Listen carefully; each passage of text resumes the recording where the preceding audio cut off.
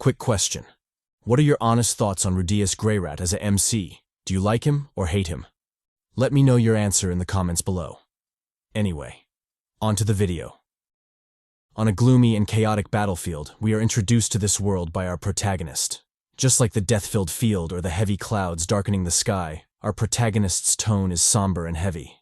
Like a cliché from web novels or manga, one day, when he opened his eyes, he was already in a medieval fantasy world. He didn't know how it happened. Maybe Truck-kun paid him a visit, or a thick mommy sat on his face, suffocating him to death. Anyway, he fought desperately for survival, even becoming a mercenary, slashing enemies again and again just to stay alive. The protagonist's monologue is interrupted when a cunning enemy sacrifices himself to stop his rampage. Holding the protagonist down, the enemy creates an opening for his partner, who sneaks up, thirsty for blood. Before the barbarian can land his attack, a fierce redhead on a majestic steed cuts him down, saving our protagonist. She reminds him to stay focused. Losing concentration on the battlefield means certain death. Raising her sword high, she orders the trumpets to sound, signaling the real start of the desperate battle. As forces clash, drawing blood and ending lives, our protagonist continues his monologue, wishing only to survive. We get a stunning shot of him sitting on a rock, surrounded by corpses, bathed in the rays of a setting sun. It's easy to see why he chose that moment for his monologue. The scene is epic. Stepping on the head of a fallen enemy, the redhead congratulates him for surviving again. Approaching him closely, she tenderly tells him to take care of his face and not let his handsome features get hurt. Finally, a protagonist who gets the girl from the start. He's definitely clapping the boss. I'm so jealous. Their tender moment is interrupted by the rain, bringing the protagonist back to reality. The mysterious Amazonian mommy reassures him, calling him Aaron and telling him she likes the rain. Though her face is hidden, we know she's naturally charming. Just look at those lips. In the present, on a rainy day similar to the one in his memories, Aaron stands in the rain, recalling the words of his beloved. She had wanted to go east when the war ended, to a place where it rained often, and she asked him not to forget her. Now considerably more ragged and worn by life, Aaron stands under the shelter of a building, catching raindrops in his hand. His eyes are hollow, and a faint stubble lines his chin. A man who's clearly been through a lot. His moment of reflection is cut short by a loud whistle, and the culprit shouts at the marching guards, instructing them to catch an escaped criminal. Two men, one with brown hair, the other with black, join Aaron under the shelter, calling him captain. Aaron asks where the other members are, and they tell him they're on their way. The brown-haired man expresses surprise that the gentle Hans caused such a big incident, while the black-haired man scoffs, saying he always knew Hans was trouble. He suggests that Hans, being a mage, probably signed a contract with a demon. At the mention of demons, Aaron pauses to think. The brown-haired man ignores the accusation and teases the black-haired man, saying he's just mad that Hans took the title of most handsome. The black-haired man argues that the title is still his. No one took it away. Tired of their bickering, Aaron walks away, leaving the two idiots to their argument. Watching him go, the brown-haired man jokes that Hans's new nickname should be Hans, who's handsome even if only his head is left. Ignoring them, Aaron reflects that Hans would probably be hanged if caught. At the Casertic Outer Fortress Guard headquarters, Aaron meets with Manuel, the guard commander. The chubby, scheming man asks why Aaron is late, and Aaron replies that he overslept. Manuel, striking a devious pose, questions Aaron about his connection to Hans. Through a flashback, we learn that Aaron and Hans were once close. Hans used to call him brother, and they remained friendly even when Hans entered the Magic Academy. But Aaron downplays their relationship, saying they barely exchanged greetings. Walking closer, Manuel tells Aaron that the incident isn't simple.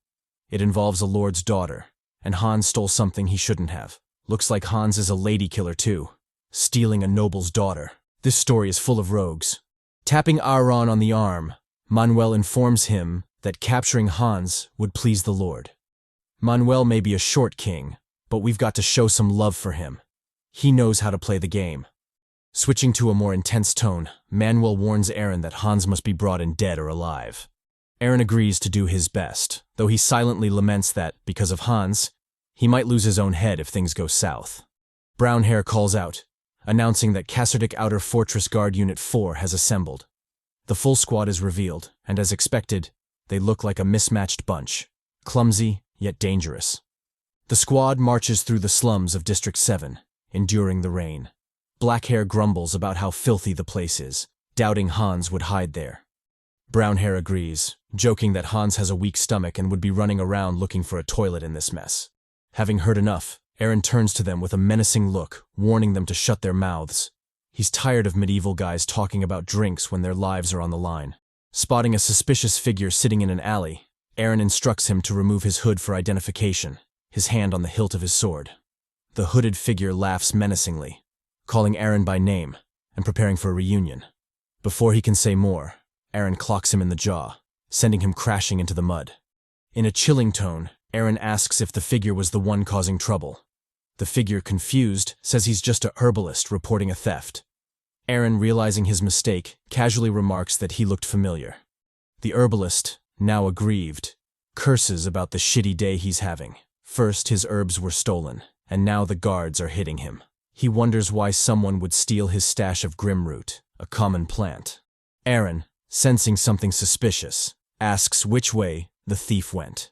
We fast forward to a lone figure leaning against an alley wall, panting and bleeding. Wincing in pain, the figure is startled when Aaron's voice calls out from behind. Standing tall, Aaron asks why Hans, who always kept things clean, had cut off his own hand. Telling him it's over, Aaron instructs Hans to surrender while he's still being nice. But Hans isn't giving up.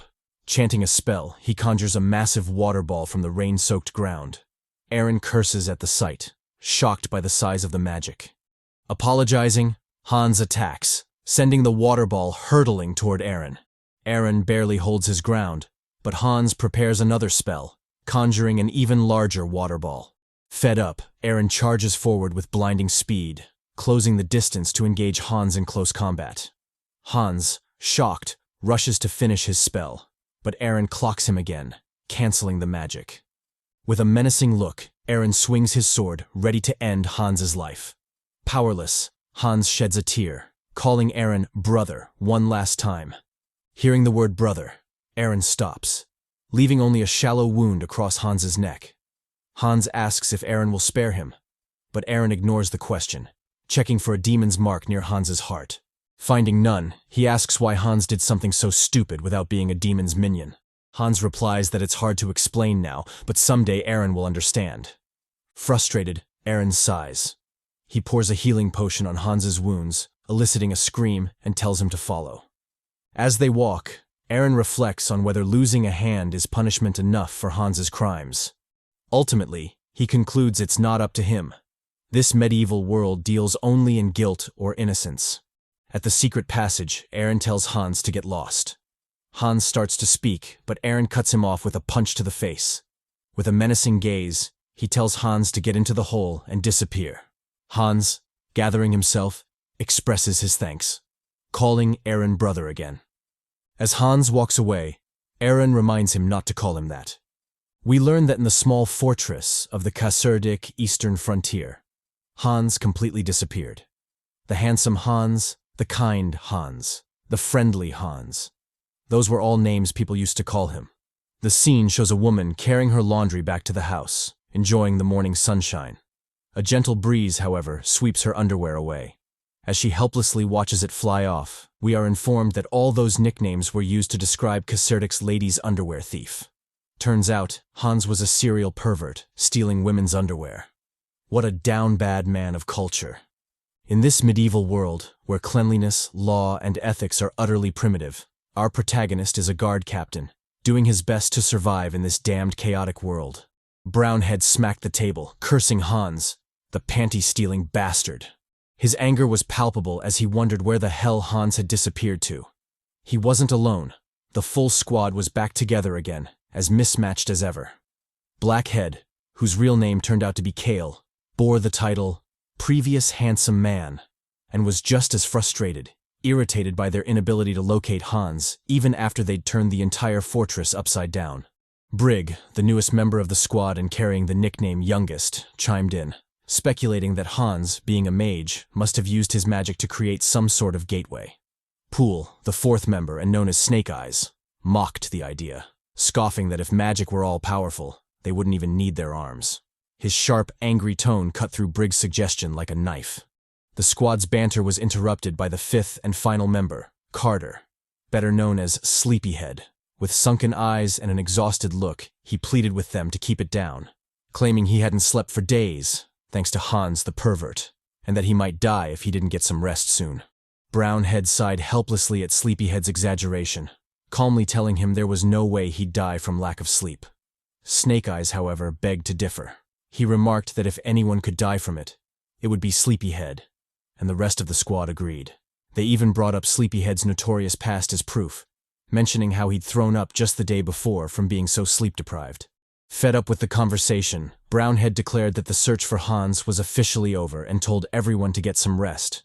We learn that his real name is Vermin, and he's unofficially known as Second Place, a title he likely gave himself. As the scene transitioned to our Chad, their conversation lingered, with the squad speculating whether it was their captain, Aaron, top dog, and leader of Unit 4, who had helped Hans escape. In Manuel's office, Aaron stood obediently in front of a mysterious figure. Lighting his cigar, the figure introduced himself as William. Aaron, visibly anxious, knew who this man was. The constable of the fortress. Someone with the power to cut off his head in an instant or lock him in a dungeon for the rest of his life. He was the top authority among Kaserdik's guards. Wasting no time, William immediately questioned Aaron about his connection to the pervert Hans. Standing up, William remarked that it was especially suspicious since Aaron had patrolled District 7 alone, a district guards couldn't even look into. His meaning was clear. Aaron let Hans go. Maintaining his composure, Aaron simply replied that there was nothing in District 7 except for some poop. His response was equally cryptic. "Do you have proof?" The two men locked eyes, silently challenging each other. Breaking the tension, William called out to Manuel, the scheming bastard, causing the short king to nearly jump out of his skin, his aristocratic wig flying off. William, clearly unimpressed, casually noted how good the cigars tasted, sarcastically praising Manuel for affording them on his meager salary. Manuel, catching on to the insinuation, quickly claimed they were a gift from a distant relative. Growing more serious, William asked if Manuel had stolen or embezzled them. The short king, tripping over himself, vehemently denied the accusation. William, his aura suffocating the room, reminded them that anyone living in that castle who committed a crime or helped someone else do so would die by his hands. To make his point, he used Aaron's armor as an ashtray, putting out his cigar while leaving a clear message: "I'm watching you." Aaron, nonchalantly brushing off the burn marks, plastered on a fake smile and told William he'd keep that in mind. The scene shifted to the castle streets, where the evening sunset bathed everything in a beautiful golden light. Our boy Aaron, still irritated by the whole ordeal, cursed the damned Middle Ages and its lack of human rights. Despite his frustration, he couldn't help but think Hans might have actually escaped. His train of thought was interrupted by a shrill scream coming from a nearby alley. In the alley, a ruffian held a woman in his arms, commenting on her beauty and suggesting that he might stay a little longer to dip his chip in the sauce. The woman, Henna, owner of the Laughing Rabbit Inn, was having none of it. She demanded the thug let her go, but her words only made the ruffians laugh louder. A redhead with soon-to-be-clapped-by-MC syndrome sarcastically told the ruffian to be gentle with Henna, reminding him that they were new to the village and just wanted to make some local friends, the kind that shared a bed. The rest of his gang burst into laughter, clearly enjoying the scene. Henna, however, warned them that they were getting involved in something troublesome and might regret it. The sly chuckles from the inn's regulars confirmed that they knew exactly what she meant.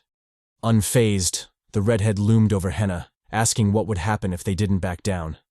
He grabbed her bust, taunting her with the idea that no guard would come to her rescue in such a shabby inn. Thankfully, his rambling was cut short by the arrival of Aaron. The inn's regulars, seeing him, called out his name. Seizing the opportunity, Henna darted behind him, while the ruffians tensed up, sensing the shift in the air. Aaron, ignoring the thugs for a moment, casually told Henna 10 days. She countered with 5, insisting that it wasn't as bad as last time and reminding him that, as a guard, it was his responsibility to deal with such things. Their odd back and forth left the thugs visibly confused. Annoyed by being ignored, one of the thugs charged at Aaron with a raised fist. Still in the middle of his negotiation with Henna, Aaron calmly finished by asking for 8 days. With the deal sealed, he turned his attention to the thug, grabbing him by the face mid-charge. Aaron quipped about the thug's foul medieval talking habit, before yeeting him across the room, crashing him into his fellow ruffians. Aaron, now in demon mode, declared it was time to educate the ruffians. The redhead, finally realizing what he'd gotten himself into, broke out in a sweat. The inn's regulars, anticipating the beatdown, cheered and ordered more beer, eager for the show. They were all followers of Aaron, the rogue captain of Casserdic's guards, and they knew what was coming. Aaron, after delivering a barrage of punches and kicks, commented that there were no bad medieval people, just those who needed to be beaten up.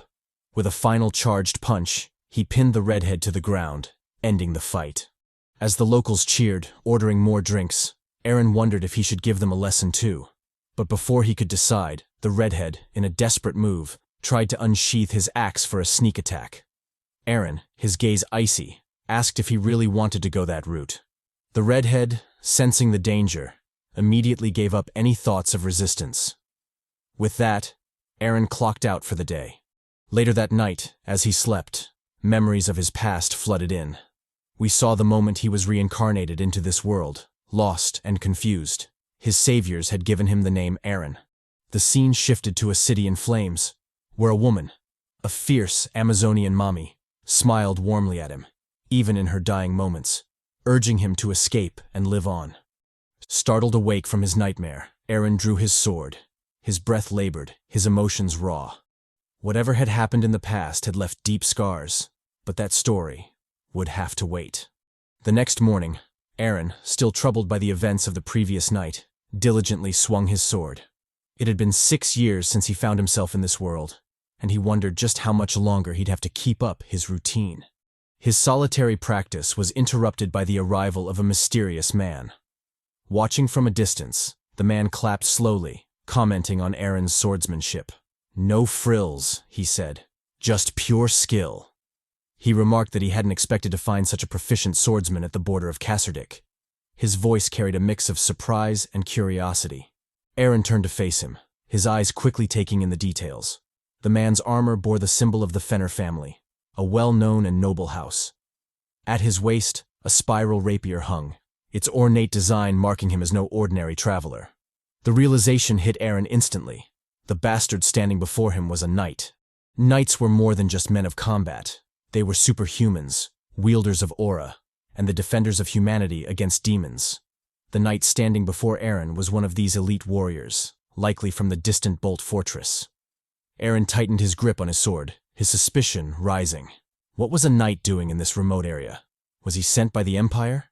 Sensing Aaron's distrust, the knight smiled warmly. "You've got nothing to worry about," he said. He admitted he had gotten carried away after witnessing Aaron's sword skills and approached without thinking. Growing more serious, he asked if Aaron belonged to any knightly order. Before Aaron could respond, a loud voice called out, addressing the knight by name. "Ben." Approaching them with her long hair flowing in the wind was the beautiful and graceful Vivian Fulputz, daughter of the Lord of Casserdic. Flashing a bashful smile, she lightly scolded Ben for leaving her behind, despite being her escort.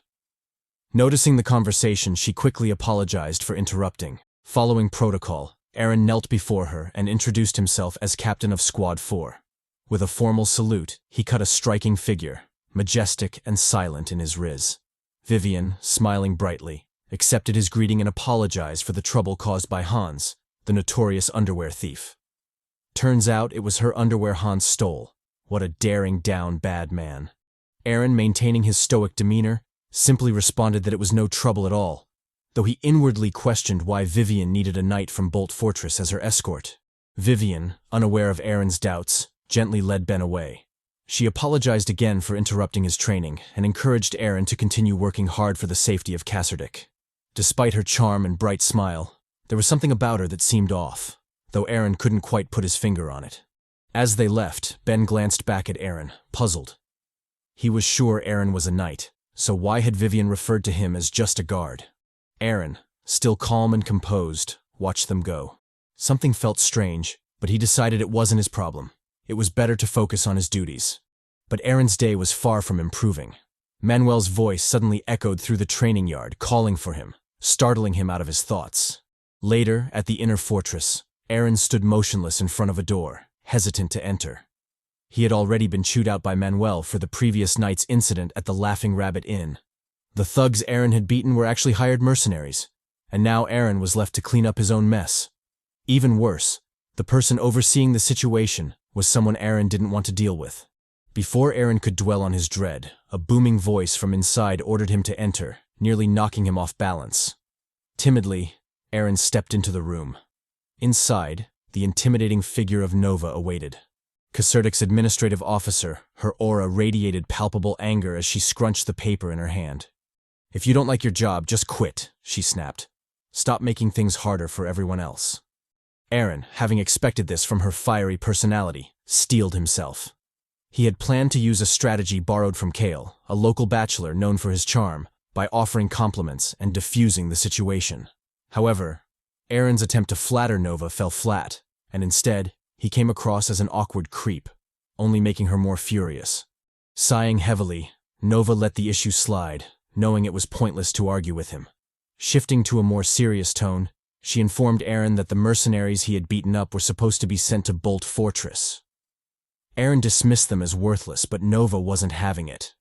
She told him that since he had caused the problem, he would have to take on their job.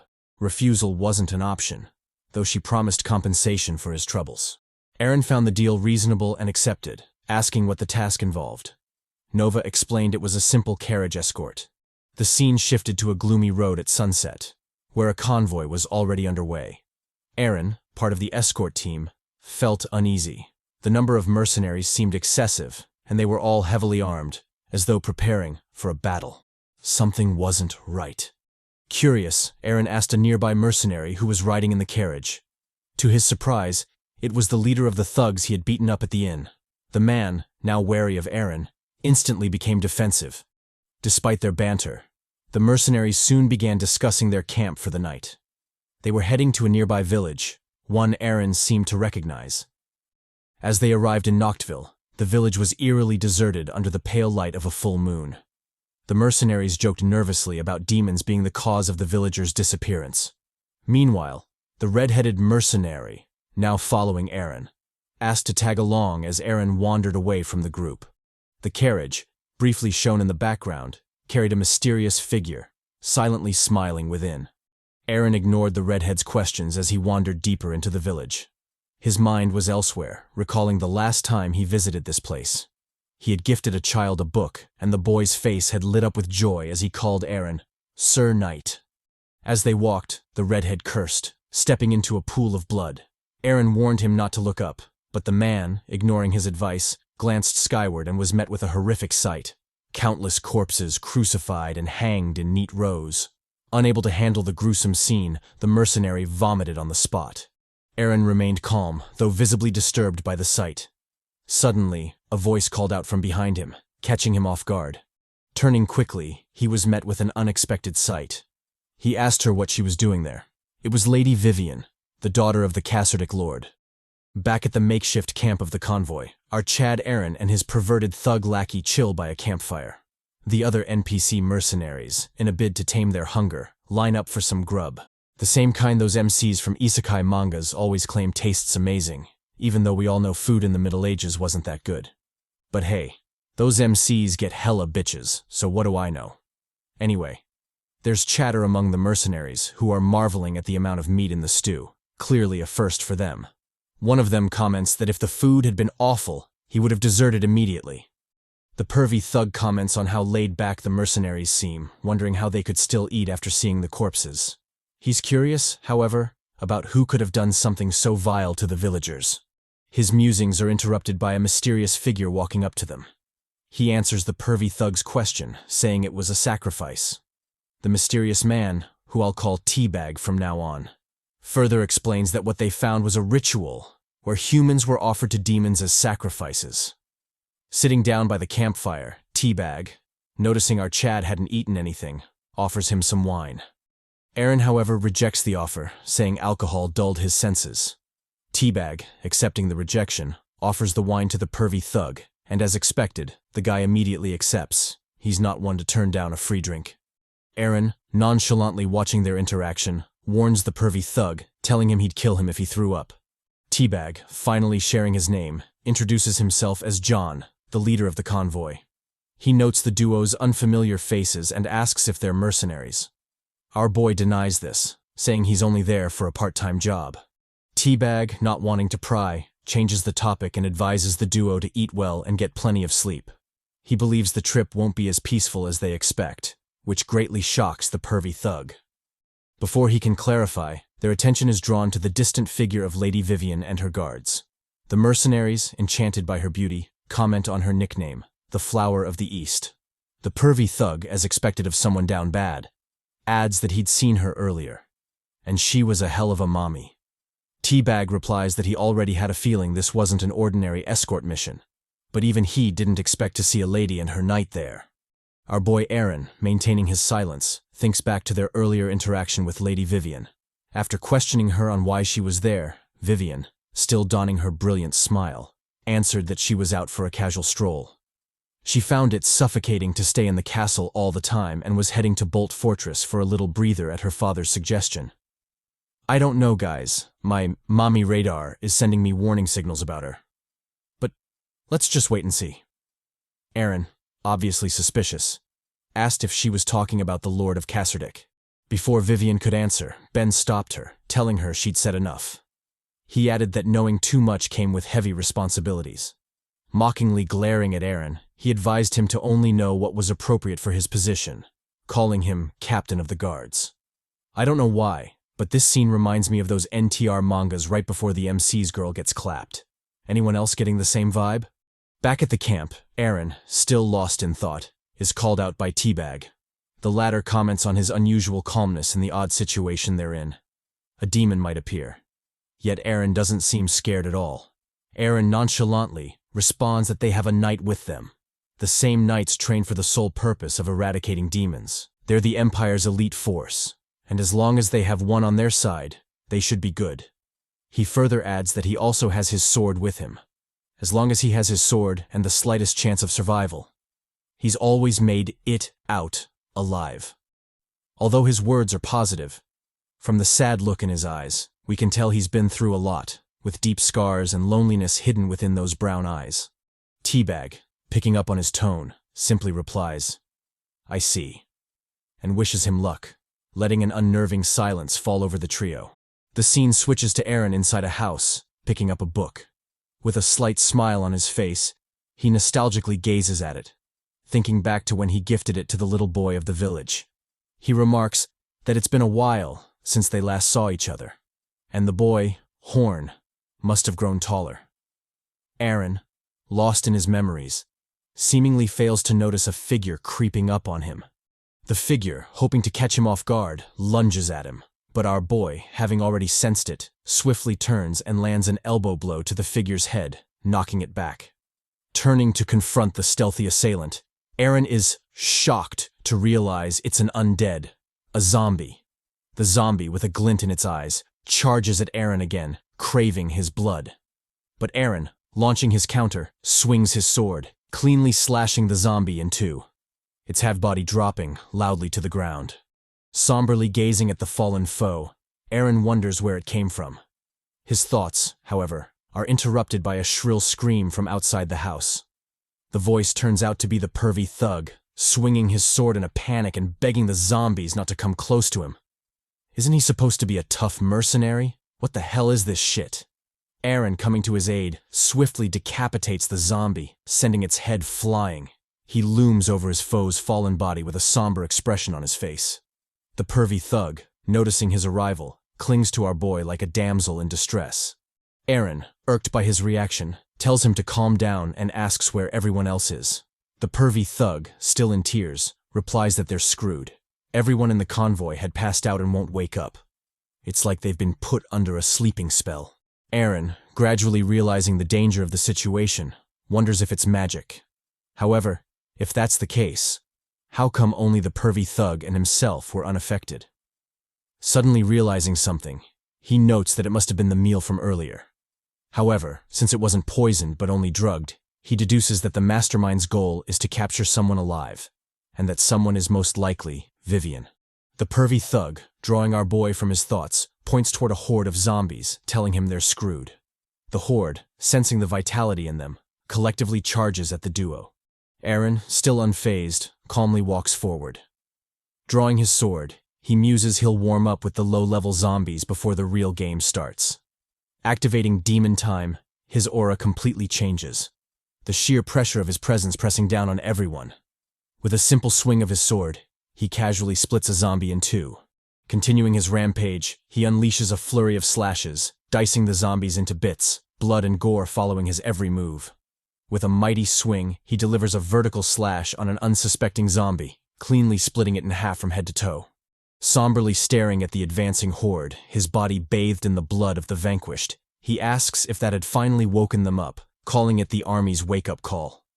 Unrelenting, he lunges at the incoming horde, unbothered by their numbers, his sword ringing in the starry night. After a while, Aaron, now standing in the rain amidst the fallen zombie bodies, casually wipes the blood from his face. Although his breathing is a little labored, he appears to be completely fine. Hearing a distant growl, he curses, wondering if he'd missed one. Turning around, Aaron is shocked by the sight before him. Blonde hair, green attire, the eyes that were once full of life are now gone, replaced by hollow black sockets, leaking dark blood. Aaron somberly stares at the approaching zombie. Just as he expected, the boy from his memories, Horn, had indeed grown taller. We flash back to 2 years prior when Aaron was fleeing from his pursuers. He had settled down in a small village, hiding from his chasers. Horn, still a young and vibrant kid back then, called out to Aaron, addressing him as Sir Knight. Aaron, lying on the forest floor, teasingly asked Horn who he was calling Sir Knight. Horn replied, saying he had seen it in a book, that knights were strong and cool. Horn, the son of a village farmer, loved books despite his humble background. Showing Aaron a picture of a knight in armor, he beamed, saying Aaron was the strongest and coolest person he knew. Aaron rubbed his hair, telling him he loved to talk nonsense. Horn, feigning annoyance, complained, but it was obvious he liked the attention, just as Aaron did, as shown by his broad smile and peaceful demeanor. He genuinely liked the kid. Their happy moments are a sharp contrast to the present, where the boy is now an undead, and Aaron is left with no option but to slay him. Back then, even after Aaron had settled in Kasserdic Fortress, he still visited Horn. He remembered the glint in Horn's eyes when he told him about the library in Kasserdic, full of books. He told Horn that librarians were buried in books all day, and the bookworm visibly glowed in anticipation, sharing his wish to be a librarian one day. Aaron encouraged him, saying it was a perfect fit for someone like Horn. We switch to the present, where Aaron has no choice but to kill Horn. As he readies his sword, he reflects on how some believe demons feed on human fear. His sword, although mighty enough to cause a powerful gust of wind, falls short of reaching the kid. His labored expression clearly indicates his troubled mindset and the unfair choice he's forced to make. He flashes back to a time when Horn came to him bruised. Aaron had asked what happened, and Horn replied that his father had beaten him for expressing his wish to become a librarian. The angry father had insisted that a farmer's son could only be a farmer. The incident had deeply hurt Horn, who had cried uncontrollably, and all Aaron could do was watch. Aaron knows people's beliefs are wrong. Demons don't feed on fear, they feast on despair. Dropping his sword, Aaron hugs Horn. Holding the undead boy tightly, he tells him he was never a knight. His hand rests on Horn's head, just as it did back then. As he pulls the boy closer, he says he was just a fortress guard. With that, he snaps Horn's neck, peacefully ending his life. As the boy's undead hands drop motionlessly to the side, Aaron continues to hold him, overwhelmed by sorrow. The gloomy weather mirrors Aaron's mood, with rain falling endlessly from the sky. Despite the horde of monsters behind him, Aaron doesn't seem to care. His entire focus is on Horn, now lying dead before him. Pervy Thug, with perfect timing, calls out to Aaron, saying he's finally managed to wake up the sleeping mercenaries. Leading the charge, the mercenaries lunge at the zombies, intent on wiping them out. Aaron, still focused on Horn, closes his eyes and tells him to rest in peace, hoping nothing more will trouble him after death. His painful goodbye amidst the chaotic battle going on around him is heartbreaking, enough to bring a tear to the eye. Some manly tears. A fiery explosion sounds, adding even more chaos to the tragic night. The mercenaries quickly identify it as coming from the temporary residence of Vivian. Grabbing his sword, Aaron slowly walks toward the burning building, leaving one final whisper for the fallen horn. "I'll avenge you." We switch to Vivian's residence, where, like everything else fucked up that night, a massacre is underway. The bodies of guards and maidservants lie sprawled on the ground, lifeless. The sole survivors are an unconscious Vivian and her knight, Ben, who seems to be on his last leg. Ben comments that, due to rumors of an attack on Vivian's life in Cassardec, they had secretly planned to flee to Bolt Fortress. The rumor turned out to be true. Although he never expected them to target such a secret procession, he stands tall, his rapier glowing with his aura, refusing to back down. He quips that holding a sword to protect a lady is part of the happiness and romance of being a knight, even if the opponent is a vile demon. Staring resolutely at the demon, he warns it to step back. The demon, grinning sadistically, remarks that Ben is a knight who likes to yap. Catching on to Ben's scheme, the demon informs him that while he's trying to buy time to heal by talking so much, he shouldn't get his hopes up. The dagger Ben was stabbed with was coated in a vicious poison, and the stew they ate was also laced with poison. The effects should already be showing, and Ben's mind must be foggy by now. Mocking Ben, the demon asks if he really thought he stood a chance of survival. Ben retorts with a witty comment, mocking the demon's vile nature and ugly appearance. The enraged demon furthers its transformation, with numerous strange eyes sprouting from its left arm. Lunging at Ben with its demon claws, it warns him to watch his words. Ben leaps back, barely dodging the devastating slam of the demon's attack. The crushed floor proves his choice to evade was the right one. Analyzing his aura, Ben notes that due to the poison, it's barely half of his usual power, and his aura is nearly gone. However, because the demon's left arm is the only part transformed, Ben knows to target the uncorrupted areas. As the demon launches its grotesque claw at him, Ben executes his plan. Dodging the attack, he readies his rapier, aura set to the maximum. Seizing his opening, he delivers a powerful stab aimed at the demon's neck. But the demon, anticipating Ben's move, dodges the attack and counters. Grabbing Ben by the throat, the demon begins choking him. Mocking Ben, it tells him that stabbing its untransformed parts won't kill it. Vowing to end Ben's life, the demon tightens its grip as the knight coughs blood from the damage. Ben, on the verge of defeat, notices a surprising sight. Aaron, our boy, has stealthily approached the demon, sword in hand, ready to strike. He's come to avenge Horn. In one mighty slash, Aaron decapitates the demon, splattering its blood everywhere. With a deadly glare, he tells it to accept its death by his hands. The demon, having received a lethal blow, screamed in agony. The sneak attack had slashed off a chunk of its head, exposing its skull and the squirming brain inside. Furious, it launched a counterattack on our boy, demanding to know where he had crawled out from. Aaron, quick to react, blocked with his sword. But the blow was powerful enough to send him crashing into a nearby wall, his anguished groans sounding soon after. The demon, getting a brief moment to recover, roared in rage, sparks of crimson aura bursting from its head as it channeled its powers to heal. Holding its squirming, regenerating head, it cursed Aaron. Because of that bastard, it had received a deadly blow and had to waste precious sacrificial blood to regenerate. Gazing at his slowly dissipating demonic arm, the demon knew it had to act quickly. It had to complete the sacrifice of Lady Vivian, the Pantsu Mami. However, his plans were interrupted by a sudden voice from behind. The voice, which it had come to loathe by now, called out Horn's name. As expected, Aaron wasn't done yet.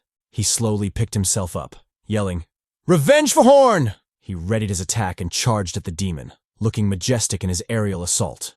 Their clash, akin to a battle of titans, caused shockwaves, the thunderous sounds reverberating through the room. The demon, being physically superior, yeeted our boy across the room again, sending him crashing back into the wall, but Aaron didn't leave empty-handed. Getting his lick back, he managed to slash the demon's chest, drawing blood. Unperturbed by the crash, Aaron shakily rose again, using his sword as a makeshift cane. He taunted the demon to keep healing, because every time it did, he'd be there to cut it down again. Completely enraged, the demon cursed at Aaron. It was at its wit's end, having to deal with the stubborn and relentless MC. Sensing a tragic turn of events, the demon quickly examined its body and noticed that its demonic arm had begun sucking its own blood. If that continued, it would soon be wholly consumed. Our boy, like a beast from the demon's worst nightmare, cruelly smirked. He mocked the demon, teasing that he had hoped it could take a hit or two, but it turned out to be complete trash. The demon, losing its composure, grit its teeth in frustration. It was truly at its wit's end dealing with Aaron. Aaron, not caring about the demon's feelings, charged again. With his trusted sword in hand, he delivered another vertical slash, the demon barely managing to block it. Fed up with the nonsense, the demon yelled at Aaron, asking who Horn was and why he would go so far. Despite its calm demeanor, it was secretly shocked by Aaron's superhuman strength. The bastard wasn't even a knight. Where did all that strength come from? What the demon didn't know was that our boy had been clapping some rejuvenating Amazonian cheeks. Of course, he'd be hella strong. Sensing an imminent threat, Aaron quickly turned to block a sneak attack. The mysterious assailant, who turned out to be Teabag, mocked Aaron, saying he had great reflexes despite his huge size. Aaron, unfazed, casually replied that he'd been wondering when Teabag would finally crawl out. Teabag, maintaining his mocking tone, replied that Aaron was sharp too, apart from being all brawn, of course. Delivering a heavy attack, he pushed Aaron back and quickly followed up with a combo of repeated attacks. He teased that while Aaron presented an all-brawn, no-brain image to everyone, it was a facade. He was actually as cunning as a fox. Aaron, struggling to keep up with the barrage of attacks, replied that Teabag's involvement was obvious. It was too much of a coincidence for him to arrive at the village right when the sacrifice was underway. The leader of the convoy was definitely involved. Although our boy's deduction was spot on, you don't need much brainpower to figure out that a dude named Teabag would turn out to be a conniving, backstabbing bastard. Teabag, enraged, cursed at Aaron. If he hadn't meddled, everything would have been over already. The demon, capitalizing on Aaron's distraction, distanced itself from the fight. It planned to use the brief moment of respite to heal completely. However, when it invoked the demon's power, it was met with rejection, greatly shocking it. The true demon, deeming its body useless, began absorbing its flesh and soul. Despite the demon's screams of pain and promises to offer more sacrifices, the true demon ignored it all, determined to consume it entirely. It had lost interest in the mediocre sacrifice the redhead demon could offer, having already found a more suitable replacement. Back to the fight between Aaron and Teabag, a shift finally occurred. Aaron lost his sword. Furious at the cheap, broken weapon, Aaron wondered if it had been damaged while fighting the demon. Teabag, ever the slimy bastard, didn't miss the golden opportunity. Drawing his dagger, he eagerly moved to end the fight. Shouting for Aaron to die, he stabbed at him, but Aaron, unfazed by the broken sword, clocked him straight in the face with the pommel of the weapon, delivering a devastating blow. Teabag, left reeling, cursed as he dropped to the ground unconscious, lamenting how everything had gone to hell because of Aaron. Aaron, completely exhausted, gazed at the last opponent standing. With a somber expression, he mocked the redhead demon, teasing that eventually it too had been devoured. True to his words, a bizarre-looking demon now stood before him. Its grotesque form was enough to leave someone sleepless for nights. The demon, sporting a toothy grin, called out to Aaron. With its flesh squirming and vile aura radiating, it taunted him, demanding an answer. It desired to possess him and challenged Aaron, asking what he could do about it. It noted that Aaron didn't even have the strength to swing his sword, and, not being a knight, how could he possibly fight his inevitable demise? Aaron silently stared at the demon, unfazed by its words. With a resolute expression, he dropped his broken sword and charged at it. Getting close, he jumped onto the giant abomination. Noting its disgusting huge eyes, our boy opted for the most barbaric approach. He opened his mouth wide and bit a chunk out of the demon's eye, tearing and chewing on its flesh. The demon, amused by Aaron's actions, laughed maniacally, ignoring him as he feasted on its flesh. It deemed Aaron's desperate attempt impressive. Aaron, having lost himself in rage, blacked out for a moment. When he came to, he was greeted by a distant yet familiar sight of two people arguing. As his vision cleared, he recognized them as Gladiator Golgai and Gambler Wei. Also present were the mysterious red-hooded mage, Mommy Avery, and the gorgeous redhead Amazonian mommy from the start of the manhwa. And, just as I predicted, she's hella beautiful. The Amazonian mommy, breaking up the fight, instructed Wei to give back the money to Golgai. From the bright smile on her face, it was obvious this was a regular occurrence. A much younger Aaron was also present, gazing fondly at the strange group. They were his comrades from his mercenary days. Feeling a gentle tap on his shoulder, Aaron turned to see a blonde Chad calling out to him. The hunk, who hadn't missed chess day, was in a tragic state, his back riddled with swords and arrows. He reminded Aaron that he had to survive at all costs. The nostalgic scene suddenly changed, everything engulfed in furious flames. All of Aaron's comrades lay dead on the ground, their blood painting it red. He sat alone amidst the chaos, the only unlucky survivor. The eye demon, likely the cause of the hallucination, opened its grotesque eye, marveling at how delicious Aaron's despair tasted. Its nasty mental chains wrapped around our boy. Sometime later, Aaron startled awake, his lips still bloody from his earlier feast. Ben, who had been MIA throughout the desperate fight with the demon, was now present. He acknowledged our boy, asking if he was back to his senses. Aaron, staring at the useless knight, expressed surprise that he was still alive. Ben, returning the jab, said it was Aaron who should be dead, considering how weak his presence had become as he slept. However, Aaron ignored his words, focusing more on how perfectly fine his body seemed despite the grueling battle he'd just been through. Pulling Aaron from his thoughts, Ben informed him that he had found him unconscious when he woke up, but the red-headed demon, now looking completely drained, was lying next to him. With a cautious look, he asked Aaron if that was his doing. Aaron, ignoring the missing pieces of his memory for the moment, got up from the floor.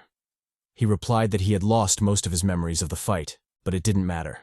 So long as the demon was dead, the method was irrelevant. Turning attention to the sleeping pantsu Mammy Vivian, Aaron asked Ben what her connection was to the demons for them to target her. Moreover, she looked like she didn't even know what had gone down, just sleeping comfortably. Ben, with his usual fake smile, replied that it wasn't his business. Aaron, not wanting to pry, quickly dropped the issue. Taking on a more serious tone, Ben expressed his gratitude to Aaron, saying they were deeply indebted to him. Showing his sincerity, he formally introduced himself and thanked our boy, the guard captain. Aaron, stretching his sore muscles, casually replied, "No worries." We skipped to a funeral procession for the unfortunate villagers. Our boy, also in attendance, was lost in his memories, reflecting on how the pagans had sacrificed an entire village to summon the demon. All of it just to kill Pantsu Vivian. Taking a moment to gaze at the burning pyres and horn, Aaron thought about how surreal it all seemed. Turning away, he left the funeral, finding the smell it gave off unusual. After the cremation, we learned that the convoy turned back and returned to Kasserdik. They also agreed to let Ben take credit for defeating the demon. Since only the two of them witnessed it, it wasn't hard to arrange. Besides, this worked out in Aaron's favor because if people found out he had been in contact with a demon, high-ranking church officials would likely investigate, spiraling the situation out of control. All in all, our boy survived and would be properly compensated. That was all that mattered. Somehow, the pervy thug, who Aaron thought had died, also managed to stay alive. Apparently, the bastard had hidden under a heap of bodies, barely clinging to life. He was more persistent than Aaron had thought. Aaron assumed that would be the end of the mercenary substitute mission, but fate had other plans. We cut to him standing before a mirror, horrified by what he saw.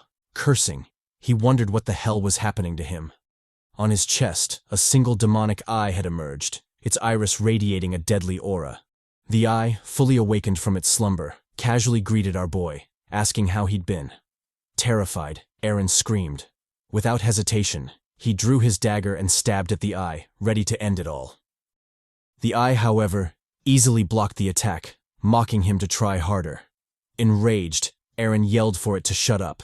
With his dagger in hand, he repeatedly stabbed at the eye, determined to destroy it. His fervent attempt caused a lot of damage and noise, puzzling the bunny mommy downstairs. We skip ahead to find our boy gassed out on the bed, having given up on his futile efforts. Resigned to his fate, he asked the eye what it was, wondering if it was the demon from earlier. The eye replied, saying that's what the ignorant called it. Aaron, frustrated, guessed that the eye must have latched onto him when he feasted on the demon's flesh. He also blamed his memory loss on the eye. The demonic eye corrected him, saying it was taking over Aaron's body by its own will, not Aaron's. Enraged, Aaron told it to F off. threatening to skin the flesh around it if it didn't comply. The demonic eye told him to relax, explaining that the process of transferring hosts took time. Intrigued by the possibility of escape, Aaron eagerly asked how long it would take. The demon answered, 100 years, completely enraging our boy. Casually blocking another of Aaron's stabs, the eye told him it wasn't so bad having it around. To prove its greatness, it channeled and unleashed its power, radiating a crimson aura. Under its influence, sword aura burst from Aaron's blade, greatly shocking him. Startled by the majestic aura, he immediately recognized it as Knight's sword aura, a power solely possessed by knights. But what did a demon have to do with that? Before he could think too much, the aura swiftly dissipated. The eye, taking the chance to brag, asked if Aaron had seen its potential. Despite its big words, the creature looked completely spent, its eye rolling back from exhaustion. Aaron, perplexed by the turn of events, called it a complete weakling. One bust, and it was done. Total trash. Before he could dwell on it, a loud voice called out, startling him. Quickly covering himself like a shy maiden, Aaron decided to hide the demonic eye from Henna, the bunny mommy. He'd be screwed if she saw it. Henna called out again, telling him he had a visitor. The Kesserdic Catholic monastery was looking for him. The emissary, having run out of patience, or maybe just because he's an asshole, shoved Henna, the bunny mommy, aside, opting to find Aaron himself. With a pompous attitude, he shouted at Aaron, chastising him for hesitating when summoned by a noble. With a cocky and very punchable face, he yelled, informing Aaron that Sir Ben was looking for him. Before he could spout any more nonsense, our boy clocked him straight in the face. Serves the bastard right for pushing our bunny mommy. Aaron, the Chad, smiled mockingly after delivering the warm greeting. He teased the man for still having the same ugly face, calling him Jace the Halfie. Gazing at the bleeding Jace, he told him to lie down obediently and wait until he was done. The latter, vexed and a bit helpless, cursed our boy, calling him crazy. We cut to a while later as the two make their way down the stairs. They are met by Bunny Mommy, who inquires if Aaron would be heading out. In a shocking and sensual twist, the Bunny Mommy struck a seductive pose, telling Aaron to return home early. She'd recently learned a new massage technique that was guaranteed to make him feel good. All she asked in return was a mere 50 copper. Our boy, however, wasn't a simp. He casually passed her by, saying he didn't need it. Bunny Mommy, a bit flustered, desperately lowered the price to 40 copper, but our boy wasn't having it. He was a proud member of the Virginity is Cool Club. Just like you down bad Chads.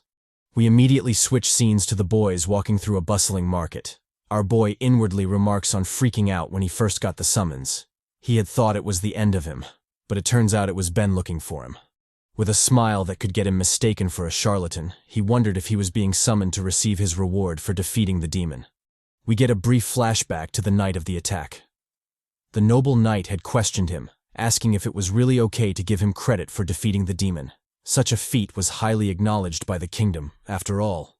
Aaron, still donning his carefree smile, replied that although tempted, he didn't like the noise it would bring. If Ben really wanted to thank him, then he should share some of the rewards with him. The humble knight readily agreed, inwardly noting that Aaron was sharper than he looked. Back in the present, our boy was lost in thought. Apart from the juicy rewards he hoped to receive, there was a different issue plaguing his mind with restlessness. The demon and the strange power that resembled aura. We learn that aura in this world is a power meant to destroy evil and enforce justice. It is a miraculous ability given only to knights. Typically, only those handpicked and trained by the Empire become knights, with the exact training methods left unwritten, always shrouded in mystery.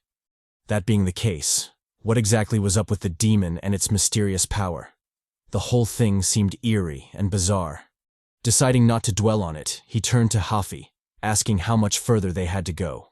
The latter replied that they were almost there, his pompous attitude having survived the punch from earlier. Turning to our boy, he asked what Hafi meant, and why he kept calling him that. Aaron mockingly replied that it meant half of a half-noble, a suitable nickname for a bastard of a noble's bastard like himself. Damn, bro was actually a mega-bastard, a super-bastard, bastard squared. Hafi, the mega-bastard, was understandably enraged by Aaron's mockery. With some manly tears in his eyes, he vowed to kill Aaron one day. However, it turns out that won't be necessary, because our boy is officially cooked. They had finally arrived at their destination, and to our boy's horror, it was the Solar Church, the last place someone possessed by a demon wanted to be. We cut to inside the church. Our boy was welcomed by the regal-looking knight, Sir Ben. He expressed his delight at meeting Aaron again, his smile almost blinding. Noticing Aaron's tense expression, Ben asked if he was startled by the sudden summoning. Our boy inwardly remarked that he was scared of being exorcised. The demon murmured, saying the church was putting him in a bad mood. Ben, oblivious to Aaron's struggle, excitedly introduced him to the priest of the church, Blean. The suspicious-looking priest returned the greeting, saying it was a pleasure to meet the MC. Ben also introduced him to Joanna the Inquisitor, a giant mommy clad in pristine paladin attire. The duo were renowned for their deep religious faith, making the meeting an honor. Well, maybe not to our boy, who was currently possessed. Aaron and the giant mommy stared intently at each other, creating a tense atmosphere. Suddenly, the Goliath mommy leaned back and threw a punch at our boy. Aaron, quick to react, reached for his sword, worried that the Inquisitor had noticed his possession. To his surprise, however, the giant mommy gently tapped him on the forehead. Aaron, puzzled, wondered what the hell was going on. Priest Blean clarified the bizarre situation, informing him that the giant mommy had offered her hand in blessing. Apparently, it was a sign of blessing. Who would have thought? The noble giant Joanna gently bowed, confirming that it was indeed a blessing. Our boy was left puzzled, wondering what kind of religious ritual that was. It was really hard to identify it as such just by looking at it. However, the ritual did seem somewhat effective, as the demon sealed within him was extremely enraged, cursing the underling of the gods for touching it with her dirty hands. We cut to a meeting between the different parties. Priest Blean informed Aaron that Ben had told him everything, including the fact that he had refused to take credit for slaying the demon. However, the church still wanted to express their gratitude and offer a little reward for his achievements. The reward turned out to be not so little, and our boy was left sweating bullets. The good kind of sweating, of course. He had received the church's golden brooch and a mountain of gold coins. Safe to say, Aaron was losing his shit. He hesitatingly asked if it was okay to receive something so precious. After all, there was no free lunch. And true to his worries, the priest highlighted the condition. He was free to take the reward. The only price was helping the church should they find themselves in a dire situation. Aaron was wary of the condition, especially since he knew Priest Blean was one of the corrupt power brokers behind Caserdic. But the temptation was too much. In the face of money, all morals are trash. Balling his hand, he immediately performed the strange church ritual, proclaiming the priest as his father of faith. With a money-crazed yell, he shouted praises for the church. The giant mommy casually eyed our boy, her thoughts too cryptic to analyze. We cut to Kale, donning a flabbergasted face, puzzled by the sight before him. He asked if the stranger had bullied someone, or maybe even stolen their belongings. The stranger turned out to be our boy Aaron, dripped out beyond reason, looking majestic in his new armor. Aaron mocked Kale in return, telling him to take off the trashy flower scarf he was wearing before commenting on other people's drip. He informed him that the brooch was a gift filled with the energy of the god of the sun, and the drippy armor was secured with sacred gold coins as well. Kale teased, reminding him to pay his bar tab with that money instead. Their light banter was interrupted by an absolutely gorgeous mommy handing them their beers. I don't know who the artist for this manhwa is, but God bless their soul. The busty waitress, Charlotte, asked in a sultry voice if Brig would be coming to the pub that day. Kale replied that he wouldn't. The youngest was off duty. A bit jealous, Kale asked why Charlotte was asking about Brig. Did she have a crush on him or something? Charlotte replied that it was hard to see a good man like him around. He was hard-working and caring. Sorry guys, looks like Mommy Charlotte is already down bad for Brig. Better luck with the next waifu. The busty Charlotte, as if trying to wound my jealous heart, said that she wanted to give Brig a sensual massage if he stopped by. Aaron, picking up on that, finally realized who'd taught Henna the bunny mommy such naughty things.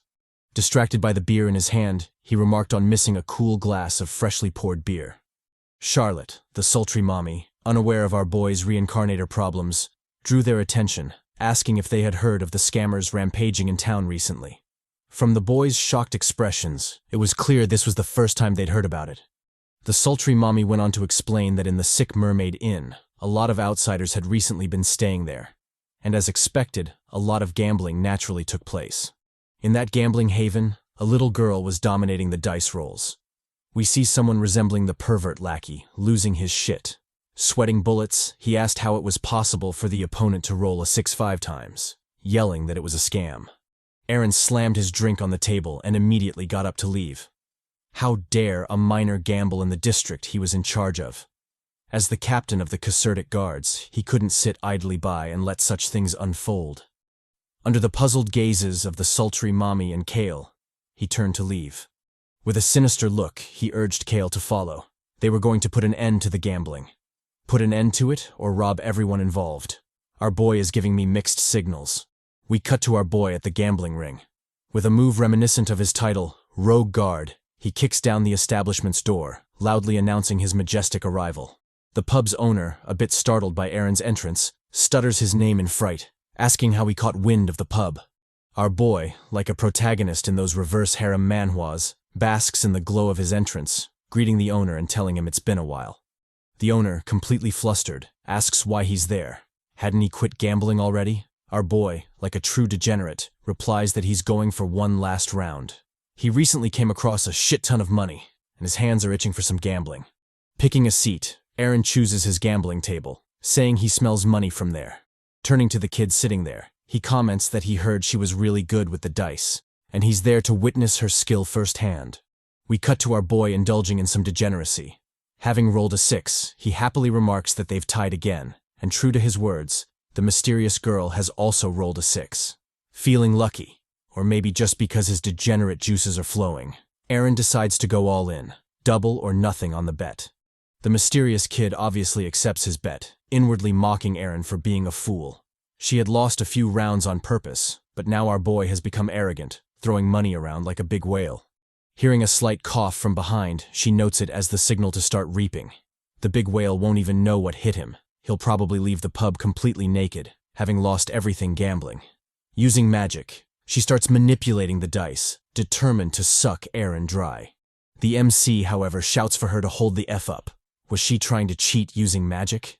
The accusation greatly shocks the young girl. Like a total noob, she rises in protest, asking if Aaron had proof. Well, young missy, your reaction is proof enough. Aaron, casually sipping his beer, replies that of course he has proof.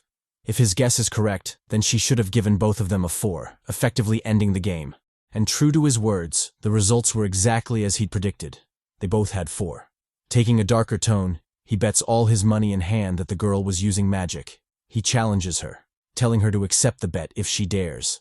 For someone as experienced as him, the scheme wasn't a new one. On the contrary, it was quite common for scammers to use young mages like her to cheat. His words seem to have struck a nerve as the tension in the room triples in an instant. The thugs, realizing they've been caught, immediately draw their blades. They mock the MC for being a perceptive fool, but it's not all bad, because it just made things easier for them. With a menacing tone and swords drawn, they threaten the MC, telling him to drop everything he has and leave.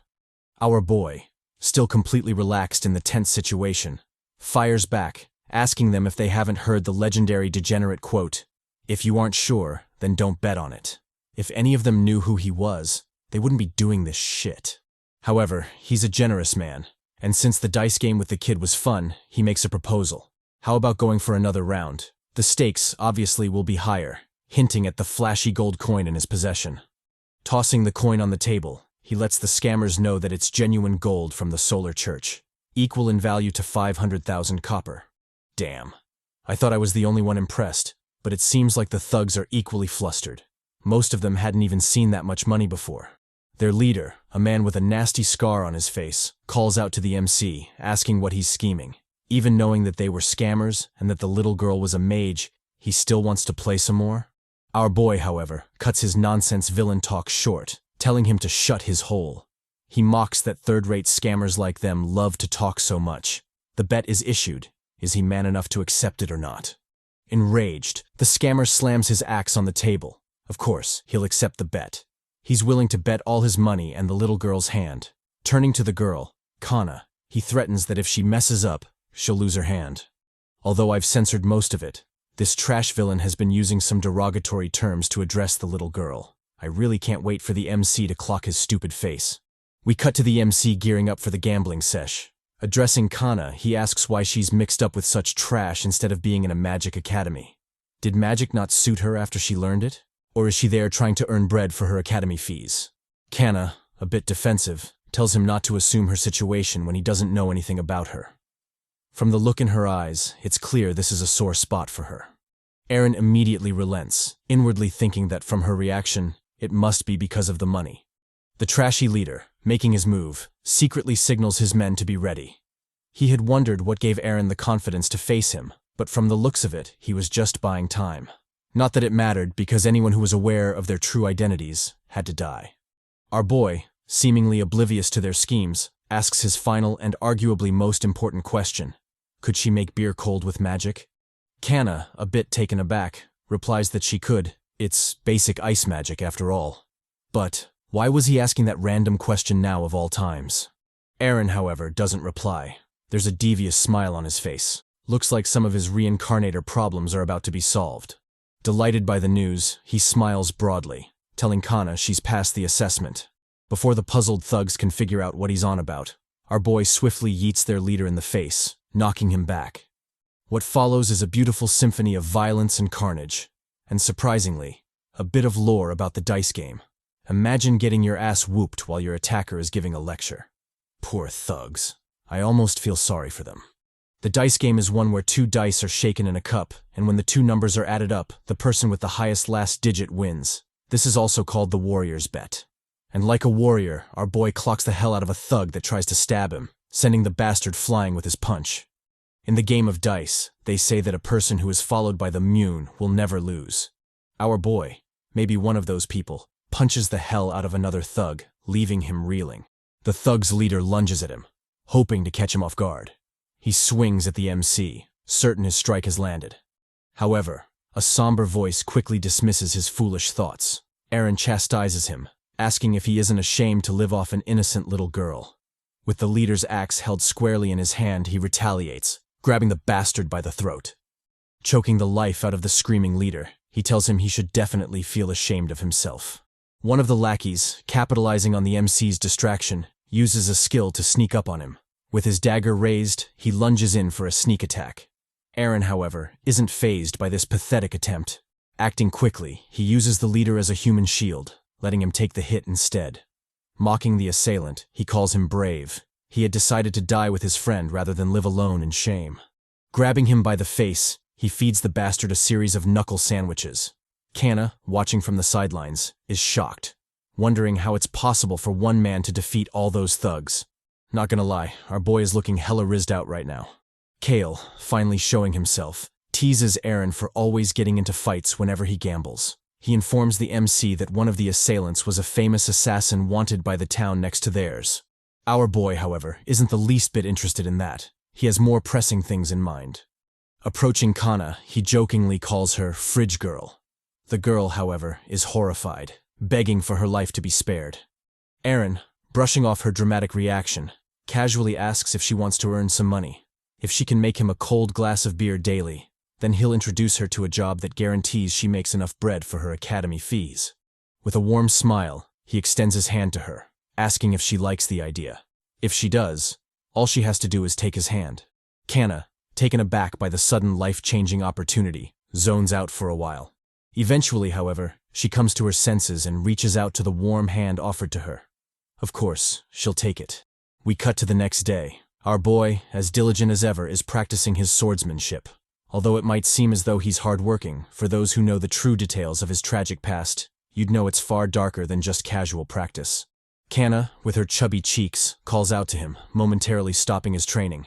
Eren, with his rugged barbarian-like vibe, acknowledges her presence, jokingly calling her Mini-Fridge.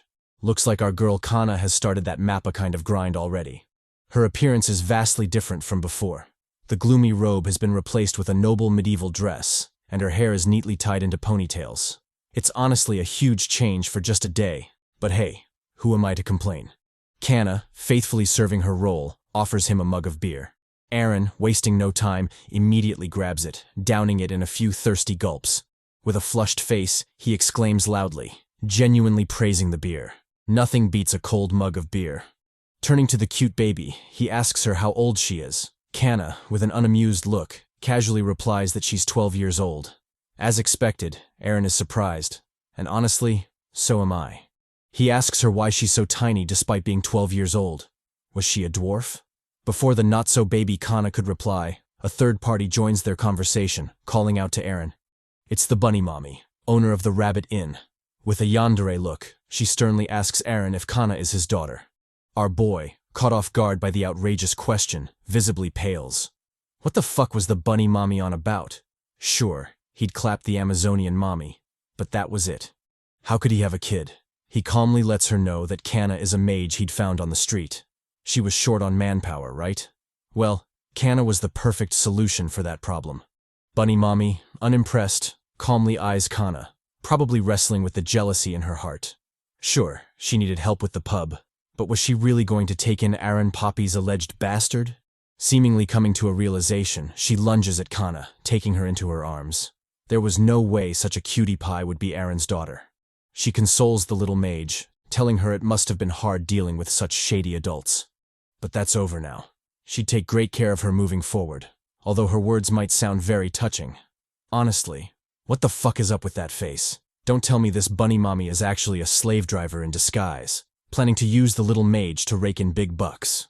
With that dollar shine in her eyes, she asks if Kana can make 300 cold glasses of beer, promising to double her pay. Damn, our little mage is cooked. That's definitely black company treatment right there. Aaron, the bastard, turns away, completely ignoring the injustice our Kana is facing. He casually excuses himself, saying he's leaving for work. We cut to a bit of info about how our favorite Reincarnator spends his days. First, he clocks in and greets the boss. Well, greeting isn't really the right word, because mostly it's him getting yelled at for hitting people. Second, he patrols the market, making sure everything is in order. Of course, while he's there, it's very important to inspect the goods of the merchants, taking some just to make sure everything is in order. Although some of them might curse him, that's only because they're confused and don't recognize his majesty. It's because of him that the thugs aren't spreading chaos in the market after all. And last but not least, he does external entrance checks to make sure everything is all right. Sure, there might be some fools who think they are thugs extorting the local people, but that's clearly a lie. Can such innocent and friendly faces extort anyone? Preposterous. They're just making sure the streets are clean of vile smugglers who are harmful to the people, and if they end up getting some genuine donations from the smugglers, of course they'll take them. You shouldn't turn down generous donations after all. All in all, that's how his days play out. Currently, our boy is at the front entrance of the castle, manning the gates. He remarks that, just like the previous day, there wouldn't be any visitors to the fort that day. Unbeknownst to him, a mysterious silhouette stealthily creeps up behind him. The strange silhouette, who turns out to be a black Chad, whispers a secret code word to him, probably confirming his identity. Our boy, unamused by the strange emo shit he has going on, casually asks if Scar sent him.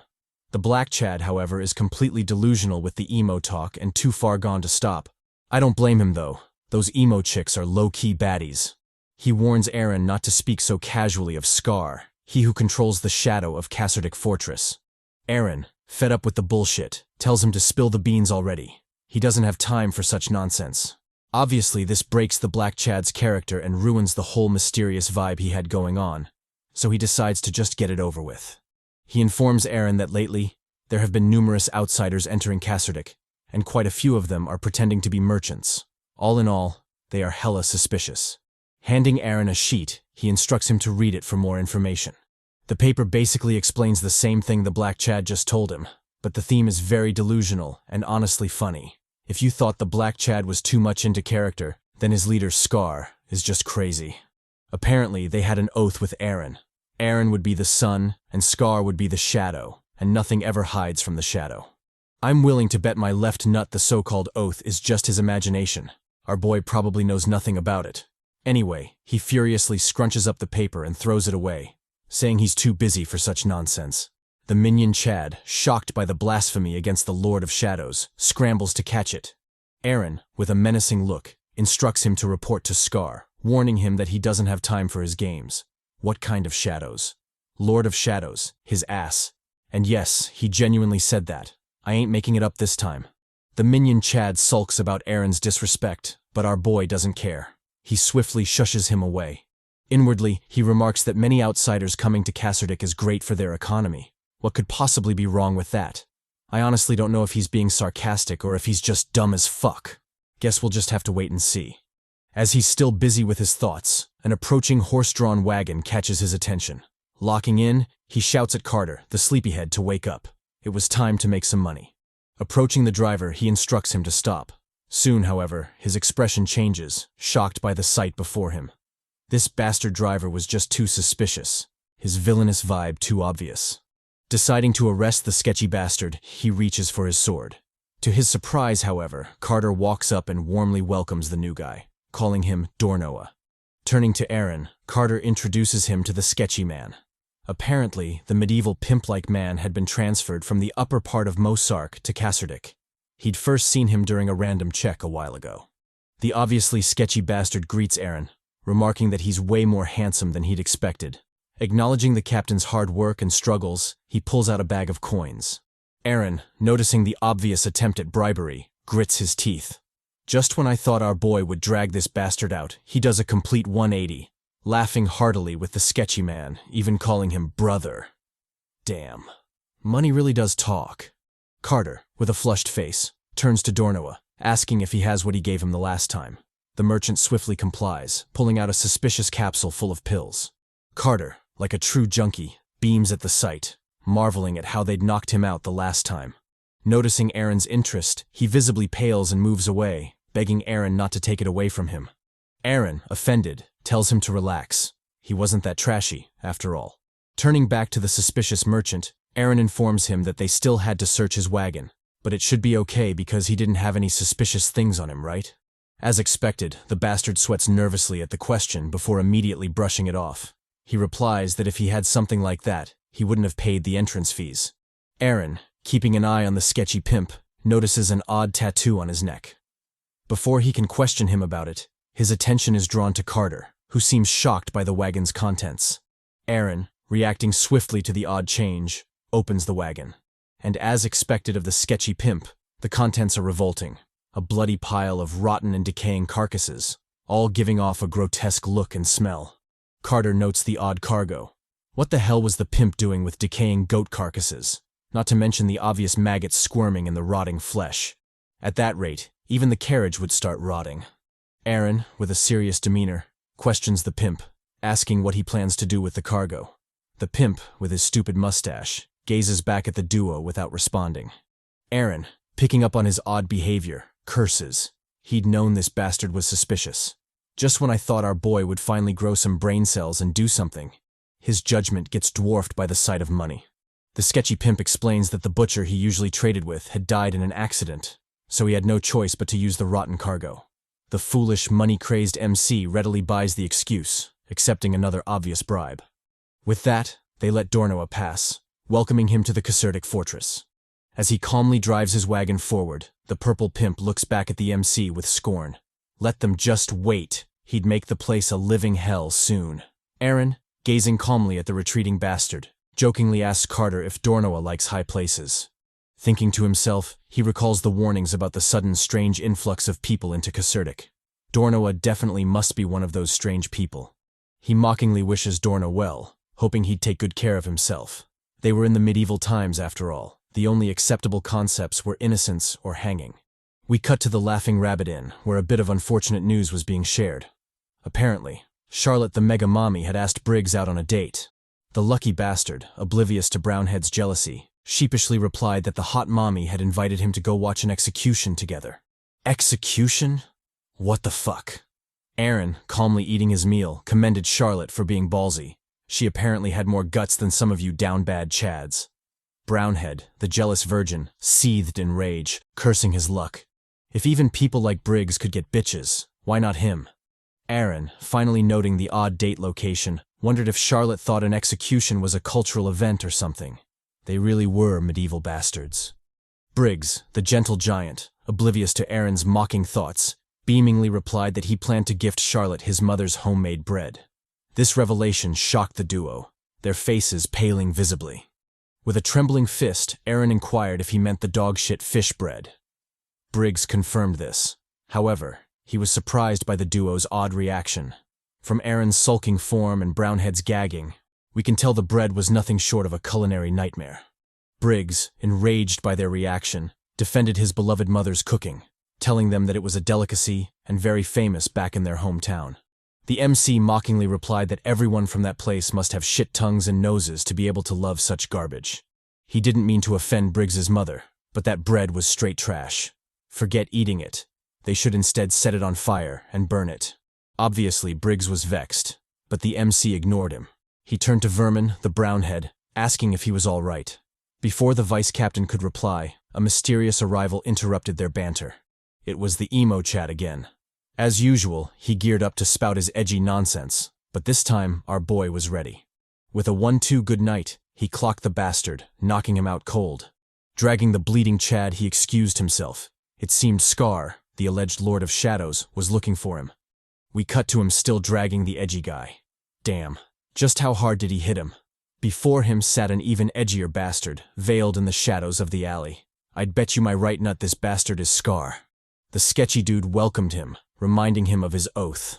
Aaron, who stayed in the light, and him, who ruled the shadows, were apparently supposed to take over Casertic Fortress together. And just as I'd predicted, this bastard was indeed Scar, the self-proclaimed king of the shadows. Before the Lord of Shadows could spout any more nonsense, Aaron swiftly cut him off, asking if he wanted to die. He had suddenly called him out while he was eating, only to spout such trash. Did he really wish for death that badly? And what was up with that trash hat? Saying so, he grabbed Scar's hat and pulled it off his head. Ignoring the Lord of Shadows' shouts for his hat to be returned, he turned to the minions, mockingly asking them why they rocked those hats. Was it a varsity jacket or something? Noticing the group's confusion at his words, he decided to be a bit more forceful. With a menacing tone, he instructed them to take off the hats. The scared minions had no option but to comply. Turning to the Lord of Shadows, he pinched his ear, chastising him for continuing with that trash roleplay even though he'd warned him otherwise. The thuggish dude, although aggrieved, begged him to listen. He had some serious info. Just like he'd told him before, the movements of the outsiders had become stranger. Hearing the news, Aaron paused for a while, visibly surprised. Scar further explained that the suspicious bastards had been meeting up every night, away from the eyes of many. He was certain they were cooking something, and things were bound to go down soon. Addressing Aaron, he urged him to be cautious. Aaron completely ignored his words, pinching him instead. He told him not to get involved. It was the guard's duty, and they'd handle it. Switching topics, he asked the edgy Shadow Lord why he hadn't been going to the workshop of late. His father was looking for him. Hearing about his father, the Shadow Lord visibly paled in horror. Reacting quickly, he immediately collected his minions and made a run for it, telling Aaron they'd meet again. Damn, just how scary is his father to have the mighty Lord of Shadows that terrified.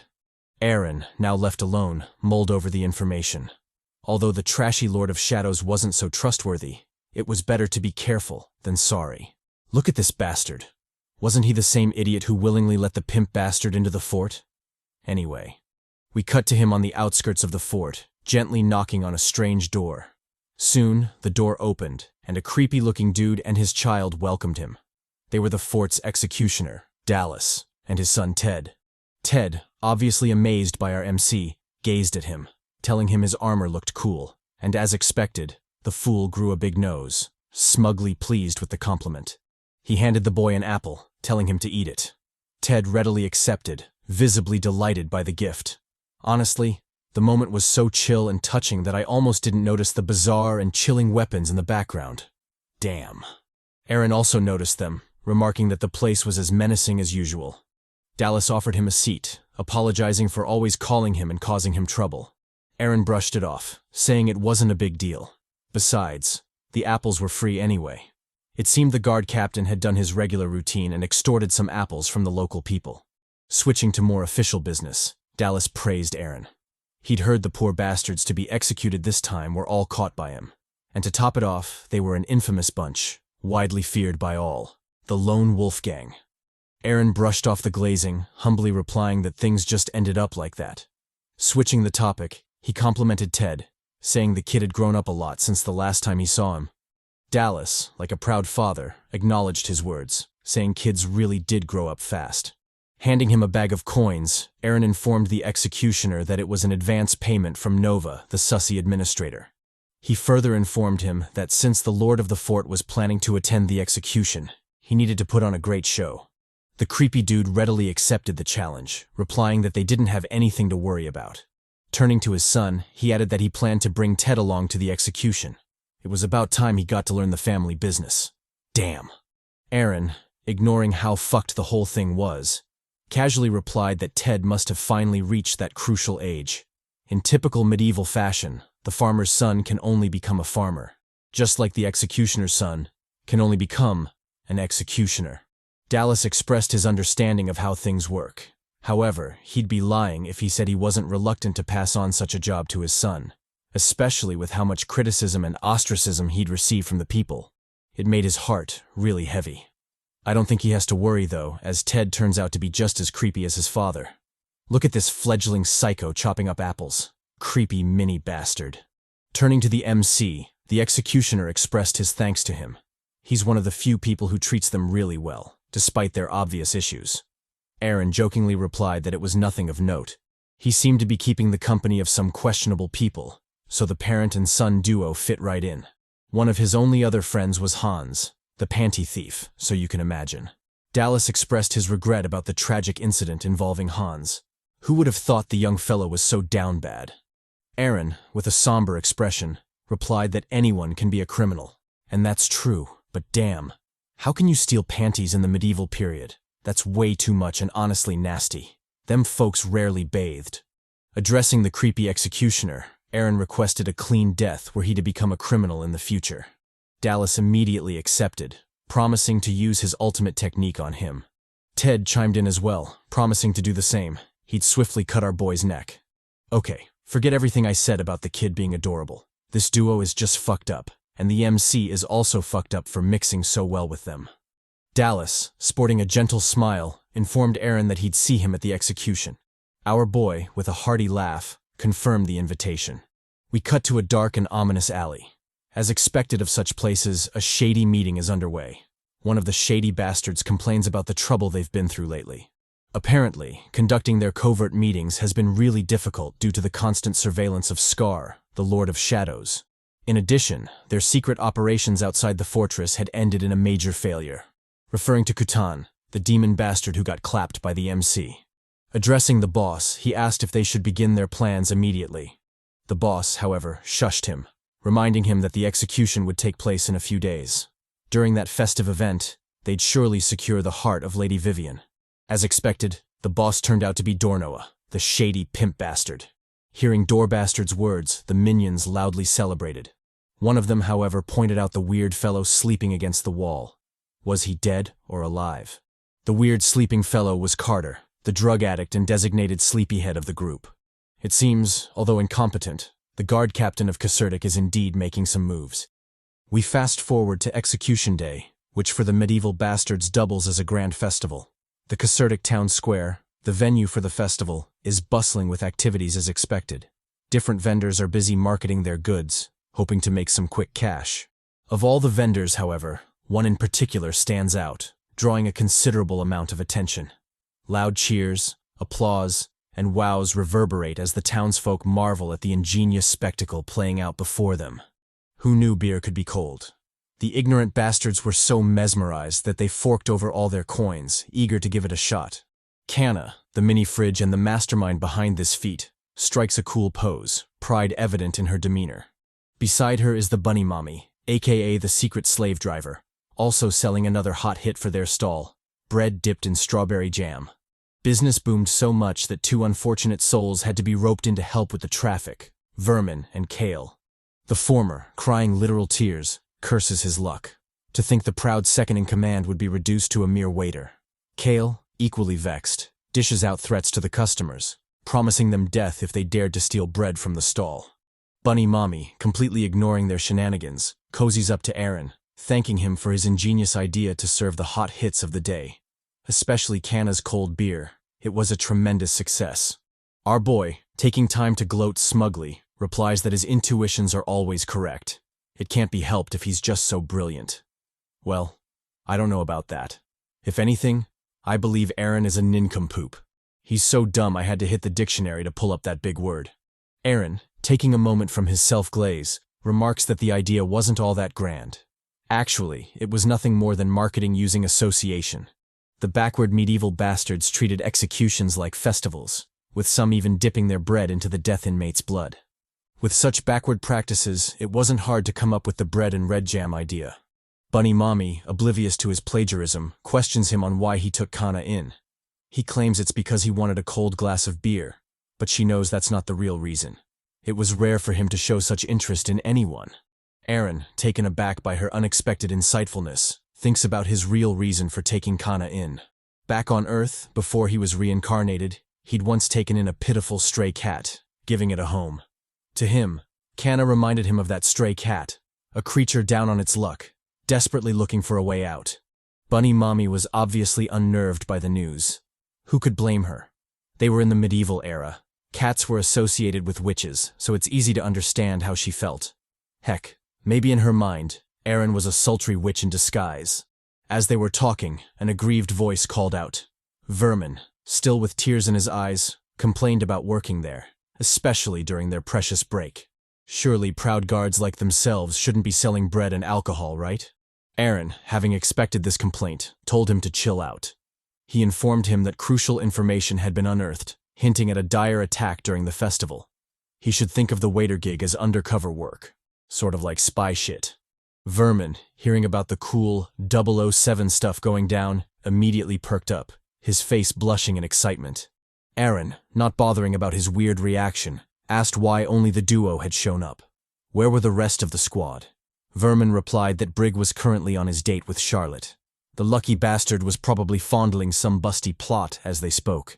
Cale was with his girl Rosa, and, well, Carter was doing some obvious Carter shit, sleeping off his last nap. True to his words, the sleep junkie was in his room, snoring away. On the table lay the suspicious pills given to him by Dornoa, the shady merchant. It seems something sinister was afoot. We cut to the dark and gloomy prison cells of the Kasserdic fort. Our boy, finally on some official business, wanders through the dim halls solo. Before him is an unexpected sight, the creepy kid, Ted. Calling out to him, Aaron asks what he's doing in such a dark and ominous place. The little creep, with a brilliant smile on his face, replies that their guests were feeling nervous, so he'd come to calm them down. Turning to the terrified thugs, he tells them not to worry. His dad had chopped off the heads of hundreds of people by now. He was sure he'd send them off without much pain. Aaron, hearing the fucked up words, especially from a little kid, rubs his head, calling him kind and nice. I always forget the MC is also messed up, but then again, no one is normal in a medieval world. One of the thugs, losing his shit from fright, charges at the MC, fear and panic evident on his face. With a gag on his mouth, he desperately tries to beg for mercy. Our boy, taunting the fool, tells him not to be so impatient. However, since he's in such a rush, he'll make sure he's the first to get his head chopped off. And true to his words, the poor fool is taken up first, the executioner's blade literally looming over his head. Without mercy, the executioner brings down his axe, cleanly severing the head of the poor fool. As his blood sputters down, the crazy medieval bastards rejoice in the bizarre festival, their cheers booming in the town square. Aaron, marveling at their odd practices, calmly walks another inmate to his doom. Inwardly, he remarks that executions in medieval times were not just festival celebrations for the folks, but also a form of political theater for the nobles. They used these macabre events as an outlet to relieve the citizens' suppressed violence, while simultaneously demonstrating the Lord's authority and dominion. But this particular execution had even more hidden schemes behind it, emphasizing its greater significance. Recalling his earlier meeting with Nova, Aaron remembers her stressing the importance of this event. According to her, the criminals to be executed had killed a noble from Karzan, and for their lord, who wanted to build a relationship with the people of Karzan, this was a golden opportunity. In a sense, the execution served as a form of diplomacy. As the criminals' heads dropped, so did the diplomatic talks with Karzan solidify. No accidents were allowed. Aaron, cursing the dumb administrator, laments that she shouldn't have said that. Doesn't she know the basic rules of jinxing? The moment she demanded things go smoothly, it was like signing a contract for shit to hit the fan. Well, so long as the chaos happens after he's clocked out, he should be good. He silently prays to Lady Luck to smile upon him. Unfortunately for our boy, Lady Luck wasn't in the mood to indulge him. Noticing a suspicious individual in the crowd, Aaron immediately zeroes in on him. To his shock, the sketchy bastard turns out to be Dornoa, the obviously evil merchant he'd allowed into the fort. Before Aaron can piece together what the man is up to, a thunderous explosion rings out, drawing the crowd's attention. As panic begins to take hold, another explosion follows, this one larger and closer to the crowd. Predictably, the people lose their shit, scrambling in every direction to save their own lives. Aaron, equally stunned, charges into the fray, correctly assuming this is an attack. As he pushes through the chaotic mess, his priority is clear: secure the Lord's safety. But as he nears the center of the square, horror strikes. Another explosion erupts, this one aimed directly at the Lord. Amid a sea of flames and heat, the Lord of the fortress is sent flying, a flailing, pathetic figure with his robes flapping like a bird's ass. Aaron, watching the absurd scene unfold, throws shade at the Lord. He'd always known the bastard resembled a bird, but to think he'd be sent flying like one. Oh, the irony. Soon, however, the grim reality sets in. The fortress guards, Aaron's squad, are responsible for security. If the Lord dies on their watch, they're screwed. Executed even. As if to emphasize the point, another inmate's head is chopped off by the executioner, his axe falling with cold precision. The sight sends a shiver down Aaron's spine. Grabbing his own neck to make sure it's still attached, he glances at the executioner, Dallas, who is bloody from his grim duties but still diligently working. Aaron nods at him, forcing a shaky smile. He commends the executioner for still working even in such a mess. Dallas, flashing a bashful smile, shrugs. He was just doing his job. Our boy, smiling faintly at the simplicity of the answer, tells Dallas he was goddamn right. Sometimes, it's better to keep things simple. Steeling himself, Aaron locks in. If Dallas can keep chopping heads during literal explosions, then he sure as hell can do his job too. After all, he's the captain of the guards. It's time to get to work. The scene soon descends into utter chaos. The panicked voices of the crowd, the anguished screams of the injured, and the desperate cries of abandoned kids reverberate through the blazing square. The townsfolk, desperate to survive, trample each other, survival being the only thing on their minds. Amidst the chaos, a semblance of order attempts to break through. Someone calls out to the panicked crowd, reminding them to calm down and slow down, warning that excessive tension would only get the kids hurt. When their words fail to reach the frantic masses, the rogue guards, specifically Poole, resort to threats. Poole bellows at the crowd, warning the little shits to slow down, or else he'll personally hunt them down if they injure the kids. But even this doesn't work, as the people continue their desperate flight, unbothered by the stranded kids amidst the chaos. Over at the stall, the youngest of the squad, Brig, has ended his date and is now ushering the crowd to a safer area. Beside him is the gorgeous Charlotte, equally invested in the task. I knew she was busty, but goddamn. Even from an aerial view, our girl is still representing. Brig, you lucky bastard. Behind the lucky couple stands Bunny Mommy, holding and protecting a terrified Canna. Aaron finally arrives at the scene, questioning the squad if they've seen any suspicious activity in the area. On his shoulders are the two stranded kids from earlier. Seems our boy still has some competence in him, even if he's an absolute idiot. Noticing the squad's confusion, Aaron elaborates further. He informs them about the sketchy Dornoa, dripped out in a robe. However, the squad hasn't seen the bastard and has nothing to share. Just when Aaron thinks he's back to square one, he catches a glimpse of a hooded figure stealthily sneaking away. The figure turns out to be Dor Bastard, holding an unconscious Vivian in his arms.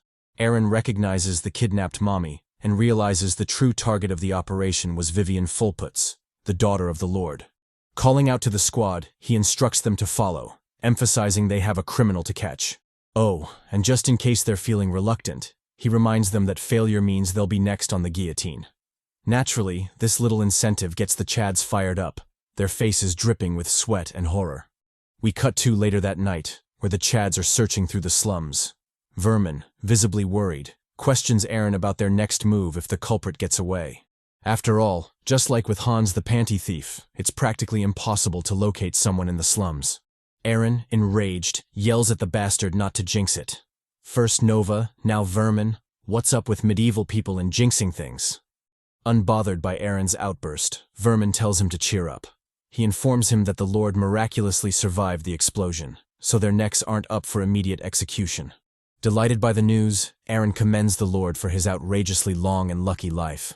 Because of him, he'll at least get to keep his neck for a little while longer. Switching topics, Vermin informs him of some dire news. Apparently, a knight was caught in the explosion and died. Aaron curses, complaining about knights being untrustworthy. In his experience, all the knights he's met so far have been literal trash, completely unworthy of their titles. Speaking of untrustworthy knights, the duo's attention is drawn to a bleeding figure leaning against an alley wall. The bleeding Chad, who surprisingly maintains a brilliant smile despite his circumstances, is none other than Ben, the knight in charge of guarding Vivian. Approaching the knight, Aaron throws shade at him, asking why he always ends up beaten to a pulp. With how trash he was he really sure he was a knight? Ben, receiving emergency treatment, brushes it off. He admits he was caught lacking. The enemy turned out to be a dark mage who caught him off guard. As for the previous incident, that's all in the past. No need to bring it up. Turning serious, Ben warns Aaron to be careful, as a traitor has appeared among the guards. Before Aaron can fully process this dire revelation, a bitter scream pierces the air, drawing their attention. Vermin, his expression grim, immediately recognizes the voice. It belongs to one of their own. Kale. The scene switches to a gloomy and ominous alleyway, the source of the earlier scream. Two members of the squad are seen trembling on the ground, a terrifying foe looming above them. In a bitter scream, Kale yells, his pain and anguish palpable. The foe, a bit taken aback, asks them what they're doing. He'd barely touched them, so why were they screaming so loud? Turns out the bastards are faking it. Their situation isn't nearly as dire as they're making it out to be. With a cheeky smile, Kale tells the foe to hold on a bit. They're waiting for someone. Before the terrifying foe can ask for an explanation, the wall beside them explodes, sending debris flying everywhere. Kale, noticing the odd development, joyfully declares that reinforcements have arrived. The foe, obviously confused, wonders what the hell is going on. Before he can mull it over, an arm shoots out from the blazing wall, grabbing him by the neck. Leaking a deadly aura, Aaron, the captain of the rogue guards, finally joins the fight. The once terrifying foe, now having the daylights choked out of him, curses his rotten luck. How did he end up involved with such a monstrous bastard? Aaron, equally perplexed, questions the foe. Why the hell was he so weak? Compared to the demon he fought outside the fortress, he's nothing more than roadside trash. The fiend, feeling the chokehold tighten, panics.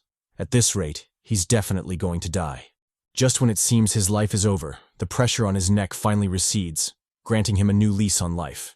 Wheezing and coughing, the thug desperately tries to catch his breath, the severity of the situation sinking in.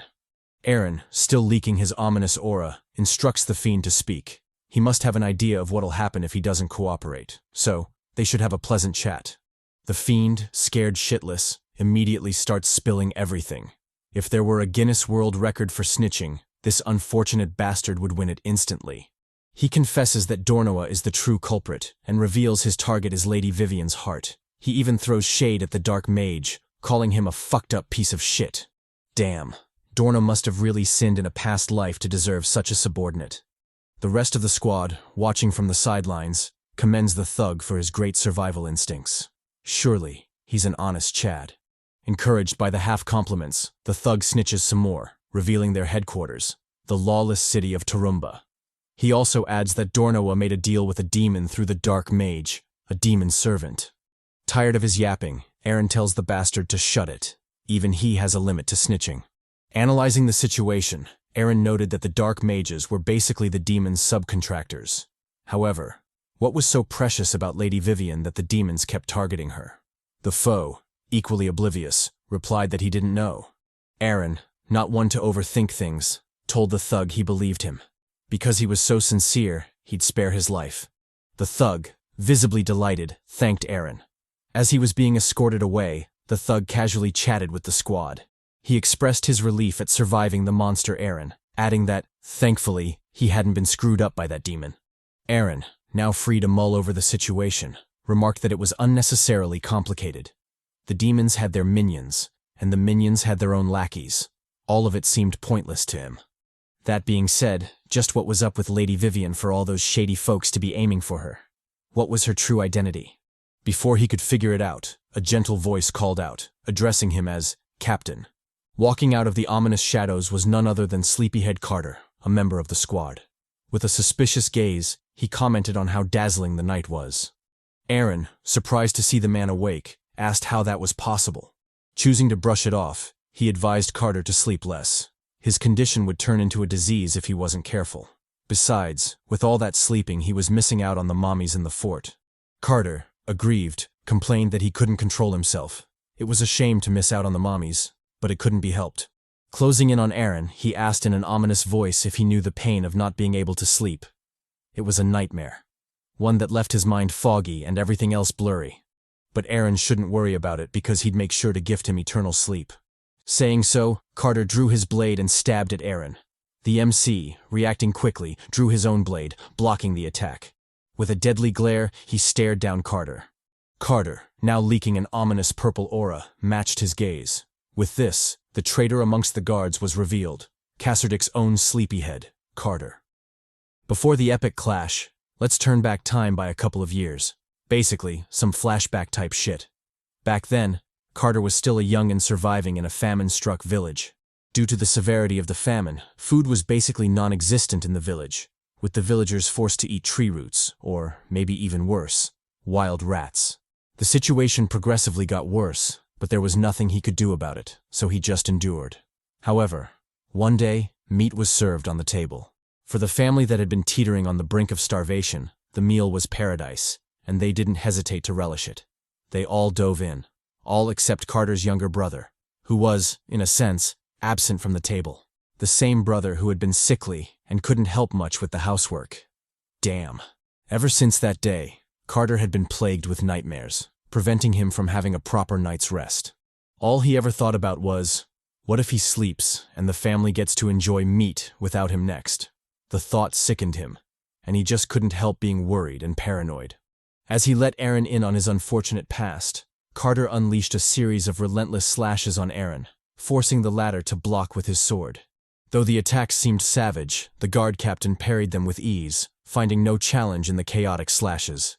Addressing Carter, Aaron let him know he already heard about it. Whatever fucked up past Carter had, Aaron already knew about it, and he understood.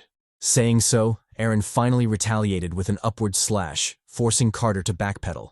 The sleep junkie, feeling himself, cockily told Aaron that he was strong now. He was bursting with energy, and this was all thanks to the candy Dorno gave him. Aaron, noticing the odd transformation Carter was undergoing, immediately identified it as a demon's power. The poor fool had been tricked into borrowing a demon's power, and he was completely unaware of it. Analyzing the demonic foe, Aaron noted that Carter's stats had drastically improved. Not only his strength, but also his agility. Worse still, though Carter was a village bumpkin, he was incredibly gifted in fighting. He possessed innate talent that most would be greatly envious of. If Aaron wasn't careful, he might actually get injured in this fight. Realizing this, Aaron locked in, his sword ready for Carter's next attack. The demonic bastard didn't disappoint. With savage fury, he lunged at Aaron, his sword poised to ram him through. Aaron, analyzing the attack, grinned wildly. With nimble movements, he easily dodged to the side, causing Carter's attack to miss pathetically. The sleep junkie, carried by momentum, drove his blade into the concrete wall, leaving it stuck there. Although the demonic bastard had absurd talent, and the sleeping pills gave him an equally absurd physical buff, it didn't change the fact that he lacked experience in combat. Hence the current pathetic display. Carter, also noticing this, opted for the simplest solution to the problem. Punched the shit out of Aaron. Transforming his arm into a giant demonic claw, Carter didn't hesitate to unleash a brutal jab at Aaron. Our boy, having read through the attack, easily ducked below it and stabbed at Carter. He let the sleeping Chad know that he too had trouble sleeping at night, similarly from fucked up trauma, so he knew how Carter felt and, most importantly, he forgave him. With those words, Aaron drove his sword through Carter's chest, causing the latter to go limp. As his life force faded, the sleep junkie saw images of his dead brother warmly beckoning him to come. Carter, delighted that he'd finally reunite with his precious brother, flashed a bloody smile. With that, he finally collapsed on Aaron's chest, breathing his last. Holding the dead comrade, Aaron told him to rest easy. He shouldn't worry about nightmares anymore, as he would sing him the best lullaby one more time. As if on cue, a massive explosion boomed, drawing Aaron's attention. Seems like the target for his bloody lullaby had finally made himself known. We cut to the outer walls of the Casertic fort. The usually tranquil zone was now bathed in blood and flames. Beyond the walls were two familiar silhouettes, Vivian and, of course, Dornoa, the bastard. The shady merchant, cursing the soldiers, blamed them for his misfortunes. Because of their relentless pursuit, he was forced to crawl through sewers and tunnels like a common rat. Well, not that it mattered too much. His task was successfully completed, and that's all he cared about. After all that trouble, he'd finally gotten his hands on Vivian, the one loved by Mana. If he could carve out her heart and eat it, he'd surely get a big boost. With that in mind, Bastard immediately drew his dagger, ready to make Swiss cheese out of the sleeping mommy. Before he could act, however, a menacing voice called from behind, greatly shocking Dornoa. The voice, still veiled by the shadows, calmly questioned Dornoa on how he'd known about the location of the secret escape tunnel. He was very curious about that, and couldn't wait to pry the answers from his screaming mouth. The voice obviously turned out to be Aaron, who, from the looks of it, was hella pissed. Dornoa, initially spooked, immediately regained his composure. He'd thought one of the knights had found him, but it turns out it was just a measly guard captain. Saying so, he channeled his demonic powers, summoning a pair of shadowy abominations, a wolf and a serpent. Without hesitation, he commanded the summons to attack Aaron. He'd settle for nothing less than Aaron's severed head brought to him as tribute. Our boy, unfazed by the charging foes, swiftly drew his sword, slashing the serpent cleanly in two. Dornoa, not relenting, controlled the shadow wolf, sending it pouncing on Aaron. The MC, caught off guard by the attack, suffered a nasty bite on the forearm before finally slashing the wolf into bits. Though he'd temporarily foiled the first round of attacks, he wasn't left unscathed, as the wolf's bite carried a magic curse in it. Slowly but surely, his body was succumbing to the debuff, and he could already feel it get sluggish and painful whenever he moved. Dornoa, picking up on his gradual weakening, taunted the MC. Seems like his giant body wasn't just for show. However, just how long did he think he could hold off against his legion of shadows? Aaron, taunting the bastard back, told him not to get cocky. What legion of shadows? All he had were 2 summons, which he kept rinsing and recycling. Forget legion. It seemed more like he had an animal farm instead. Damn, roasted. Dornoa, enraged by the taunt, doubled his assault, sending his summons charging at Aaron. Our boy, locking the fuck in, shot Dornoa a death glare. Based on the rules, he should probably capture him alive and hand him over. However, the scheming merchant had crossed a line he shouldn't have. He tricked Carter and sold him off to a demon. That was a crime Aaron wasn't willing to forgive. As such, it was his fate to die right then and there. Lunging straight for the pouncing summons, Aaron sentenced Bastard to immediate execution. The son of a bitch had to die. With quick slashes, he made short work of Dornoa's summons, cutting them into pieces. Hold up though. Where the hell did Dornoa get the eagle and panther summons? Wasn't the bastard only able to summon a wolf and a serpent? Aaron, unbothered by the sudden summon switcheroo, slashed through them all the same, finishing the last one in a cool superhero landing. Dornoa, visibly strained by the continuous summoning, cursed the stubborn bastard. Damn it. Just what was that guy made of? Deciding to push further, he unleashed his hidden suppression skill on Aaron, causing the Chad to be swarmed and bound by a gross amalgamation of horrors. Dornoa, feeling cocky, taunted the MC. The trap he'd unfortunately found himself in was one even knights found difficult to escape from. With this, his fate was sealed. He should hurry up and die already. Saying so, the binding abomination swung at Aaron, seeking to smash him into a meaty paste. Aaron, unfazed by the supposed death trap, rapidly swung his sword, slicing the demon into chunky bits. To Dornoa's horror, his prideful summon was reduced to nothing but absolute garbage. Our boy, flashing his MC Riz, told Dornoa to speak up. What was he saying about knights? His head was so far up his ass that he didn't quite hear him. The smelly merchant should definitely repeat his statement. Dornoa, enraged by the taunt, unleashed his trump card, a vial containing a severed finger. With savage fury, he slammed the vial into the ground, summoning his last and hopefully best chance to make it out alive. Aaron, taken aback by the development, watched in shock as the gooey liquid in the vial squirmed, growing to absurd lengths. Dornoa, now hiding behind the summoned blood dragon, mocked the MC. This was a beast he'd summoned with the cardinal's finger. Even if it was him, he'd surely be helpless against such a foe. The dragon, as if confirming the statement, roared loudly, its demonic aura enveloping the space. With frightening speed, it launched a tail slam at Aaron, forcing the Chad to clumsily dodge to the side. Fortunately so, as the attack proved powerful enough to level the ground he had been standing on.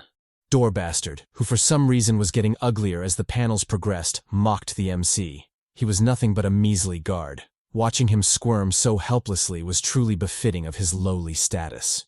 Aaron, completely ignoring the yapping fellow, performed some Captain Levi-type shit, running along the dragon's tail. Having successfully closed the distance, he cocked his hand back before launching a devastating punch at the dragon's jaw. Despite the brutal attack, the blood dragon tanked it easily, suffering 0 damage. Aaron, having expected such an outcome, immediately switched to his second plan: suicidal mutual destruction.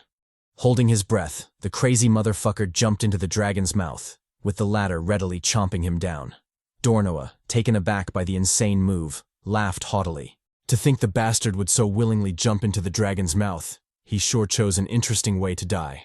Aaron, now in the dragon's belly, cursed Dornoa. Why was the shady magician laughing? It's not like he did this to delete himself. Well, not that it mattered. His secret infiltration was successful, so it was time to get to work. Tapping on his chest, he instructed the sealed demon to wake up. The vile creature opened its demonic eye, answering Aaron's call. Our boy, delighted that his gamble had paid off, breathed a sigh of relief. He'd taken this risk believing the demon would come in clutch and save him. It wasn't an easy gamble, as the bastard had been asleep ever since it flashed its powers back then, so it was a mystery whether it would awaken or not. Luckily, the no-bald bitch answered his call. Addressing the demon, Aaron asked to borrow its aura power. There was a particularly naughty dragon he needed to deal with, and its aura was necessary for the task. The demon, finding his predicament fascinating, readily agreed to his request. However, it had a condition. Aaron, having expected this, warily asked what it wanted in return. The demon, with an enraged gaze, told him never to call it "no bald bitch" again. Although it didn't understand what it meant, for some strange reason, it still found the term wildly unpleasant. Aaron, sweating bullets, immediately agreed. Even he wasn't dense enough to insist on the matter. With that out of the way, our boy immediately channeled the borrowed aura, coating his sword with it. Feeling the strange energy course through his body, Aaron noted that it felt like he'd been struck by lightning. The sensation was both bizarre and addictive. So this was the famed aura? Aaron couldn't help but flash a satisfied grin. Shit was definitely going to be interesting. With those words, the MC unleashed a relentless flurry of slashes on the blood dragon, carving the beast from the inside. The behemoth, helpless against the attacks, roared loudly, its anguish audible in its cries. Dornoa, taken aback by the sudden development, watched incredulously as his summon was viciously hacked to pieces. Wasn't the dude supposed to be a measly guard captain? So what the hell was this shit? Aaron, unbothered by Door Bastard's flustered state, cleanly slashed the dragon into bloody pieces, his fake knightly aura in full display. Upon the beast's death, he calmly walked out of the melting flesh, his next target set: Dornoa. Speaking of the shady merchant, Dornoa was currently losing his shit. With a frantic look, he asked Aaron if he'd been sent by the royal family.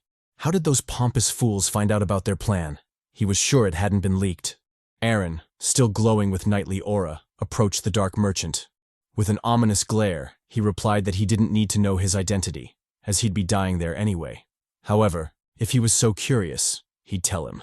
With that, Aaron blitzed past Dornoa, cleanly severing his head. As the bastard's head flew into the air and his cursed blood sputtered onto Aaron's face, the latter finally replied to his question. He was nothing but a common guard captain. We cut to a while later as our boy sheathed his sword. Glancing up at the brilliant moonlight, Aaron wished Carter, the unfortunate sleepyhead, a peaceful eternal rest. Just as he'd promised, he'd sung him a vengeful lullaby, so he should sleep peacefully. Unbeknownst to the grieving MC, the shady merchant was down, but not out. Chanting a spell, the severed head activated an ominous magic circle, catching Aaron completely off guard. Turning to study the circle, Aaron identified it as a death spell, a magic that only activates upon the caster's death. Cursing the loathsome mage, Aaron insulted him for making things bothersome even after his death. With no time to waste, the MC immediately ran for Vivian. If nothing else, he should at least secure her safety. Otherwise, his head would definitely roll after this troublesome situation. As he ran, the magic spell finally activated, bathing the surrounding forest in a gigantic pillar of ominous light. After what felt like an eternity, the huge pillar eventually disappeared, revealing the aftermath of the carnage. The MC had miraculously survived the chaos, same as Vivian, who was tucked firmly in his embrace. As for the magic pillar, the light wasn't an attack in itself, but rather a huge summoning circle, one connected to the very depths of hell.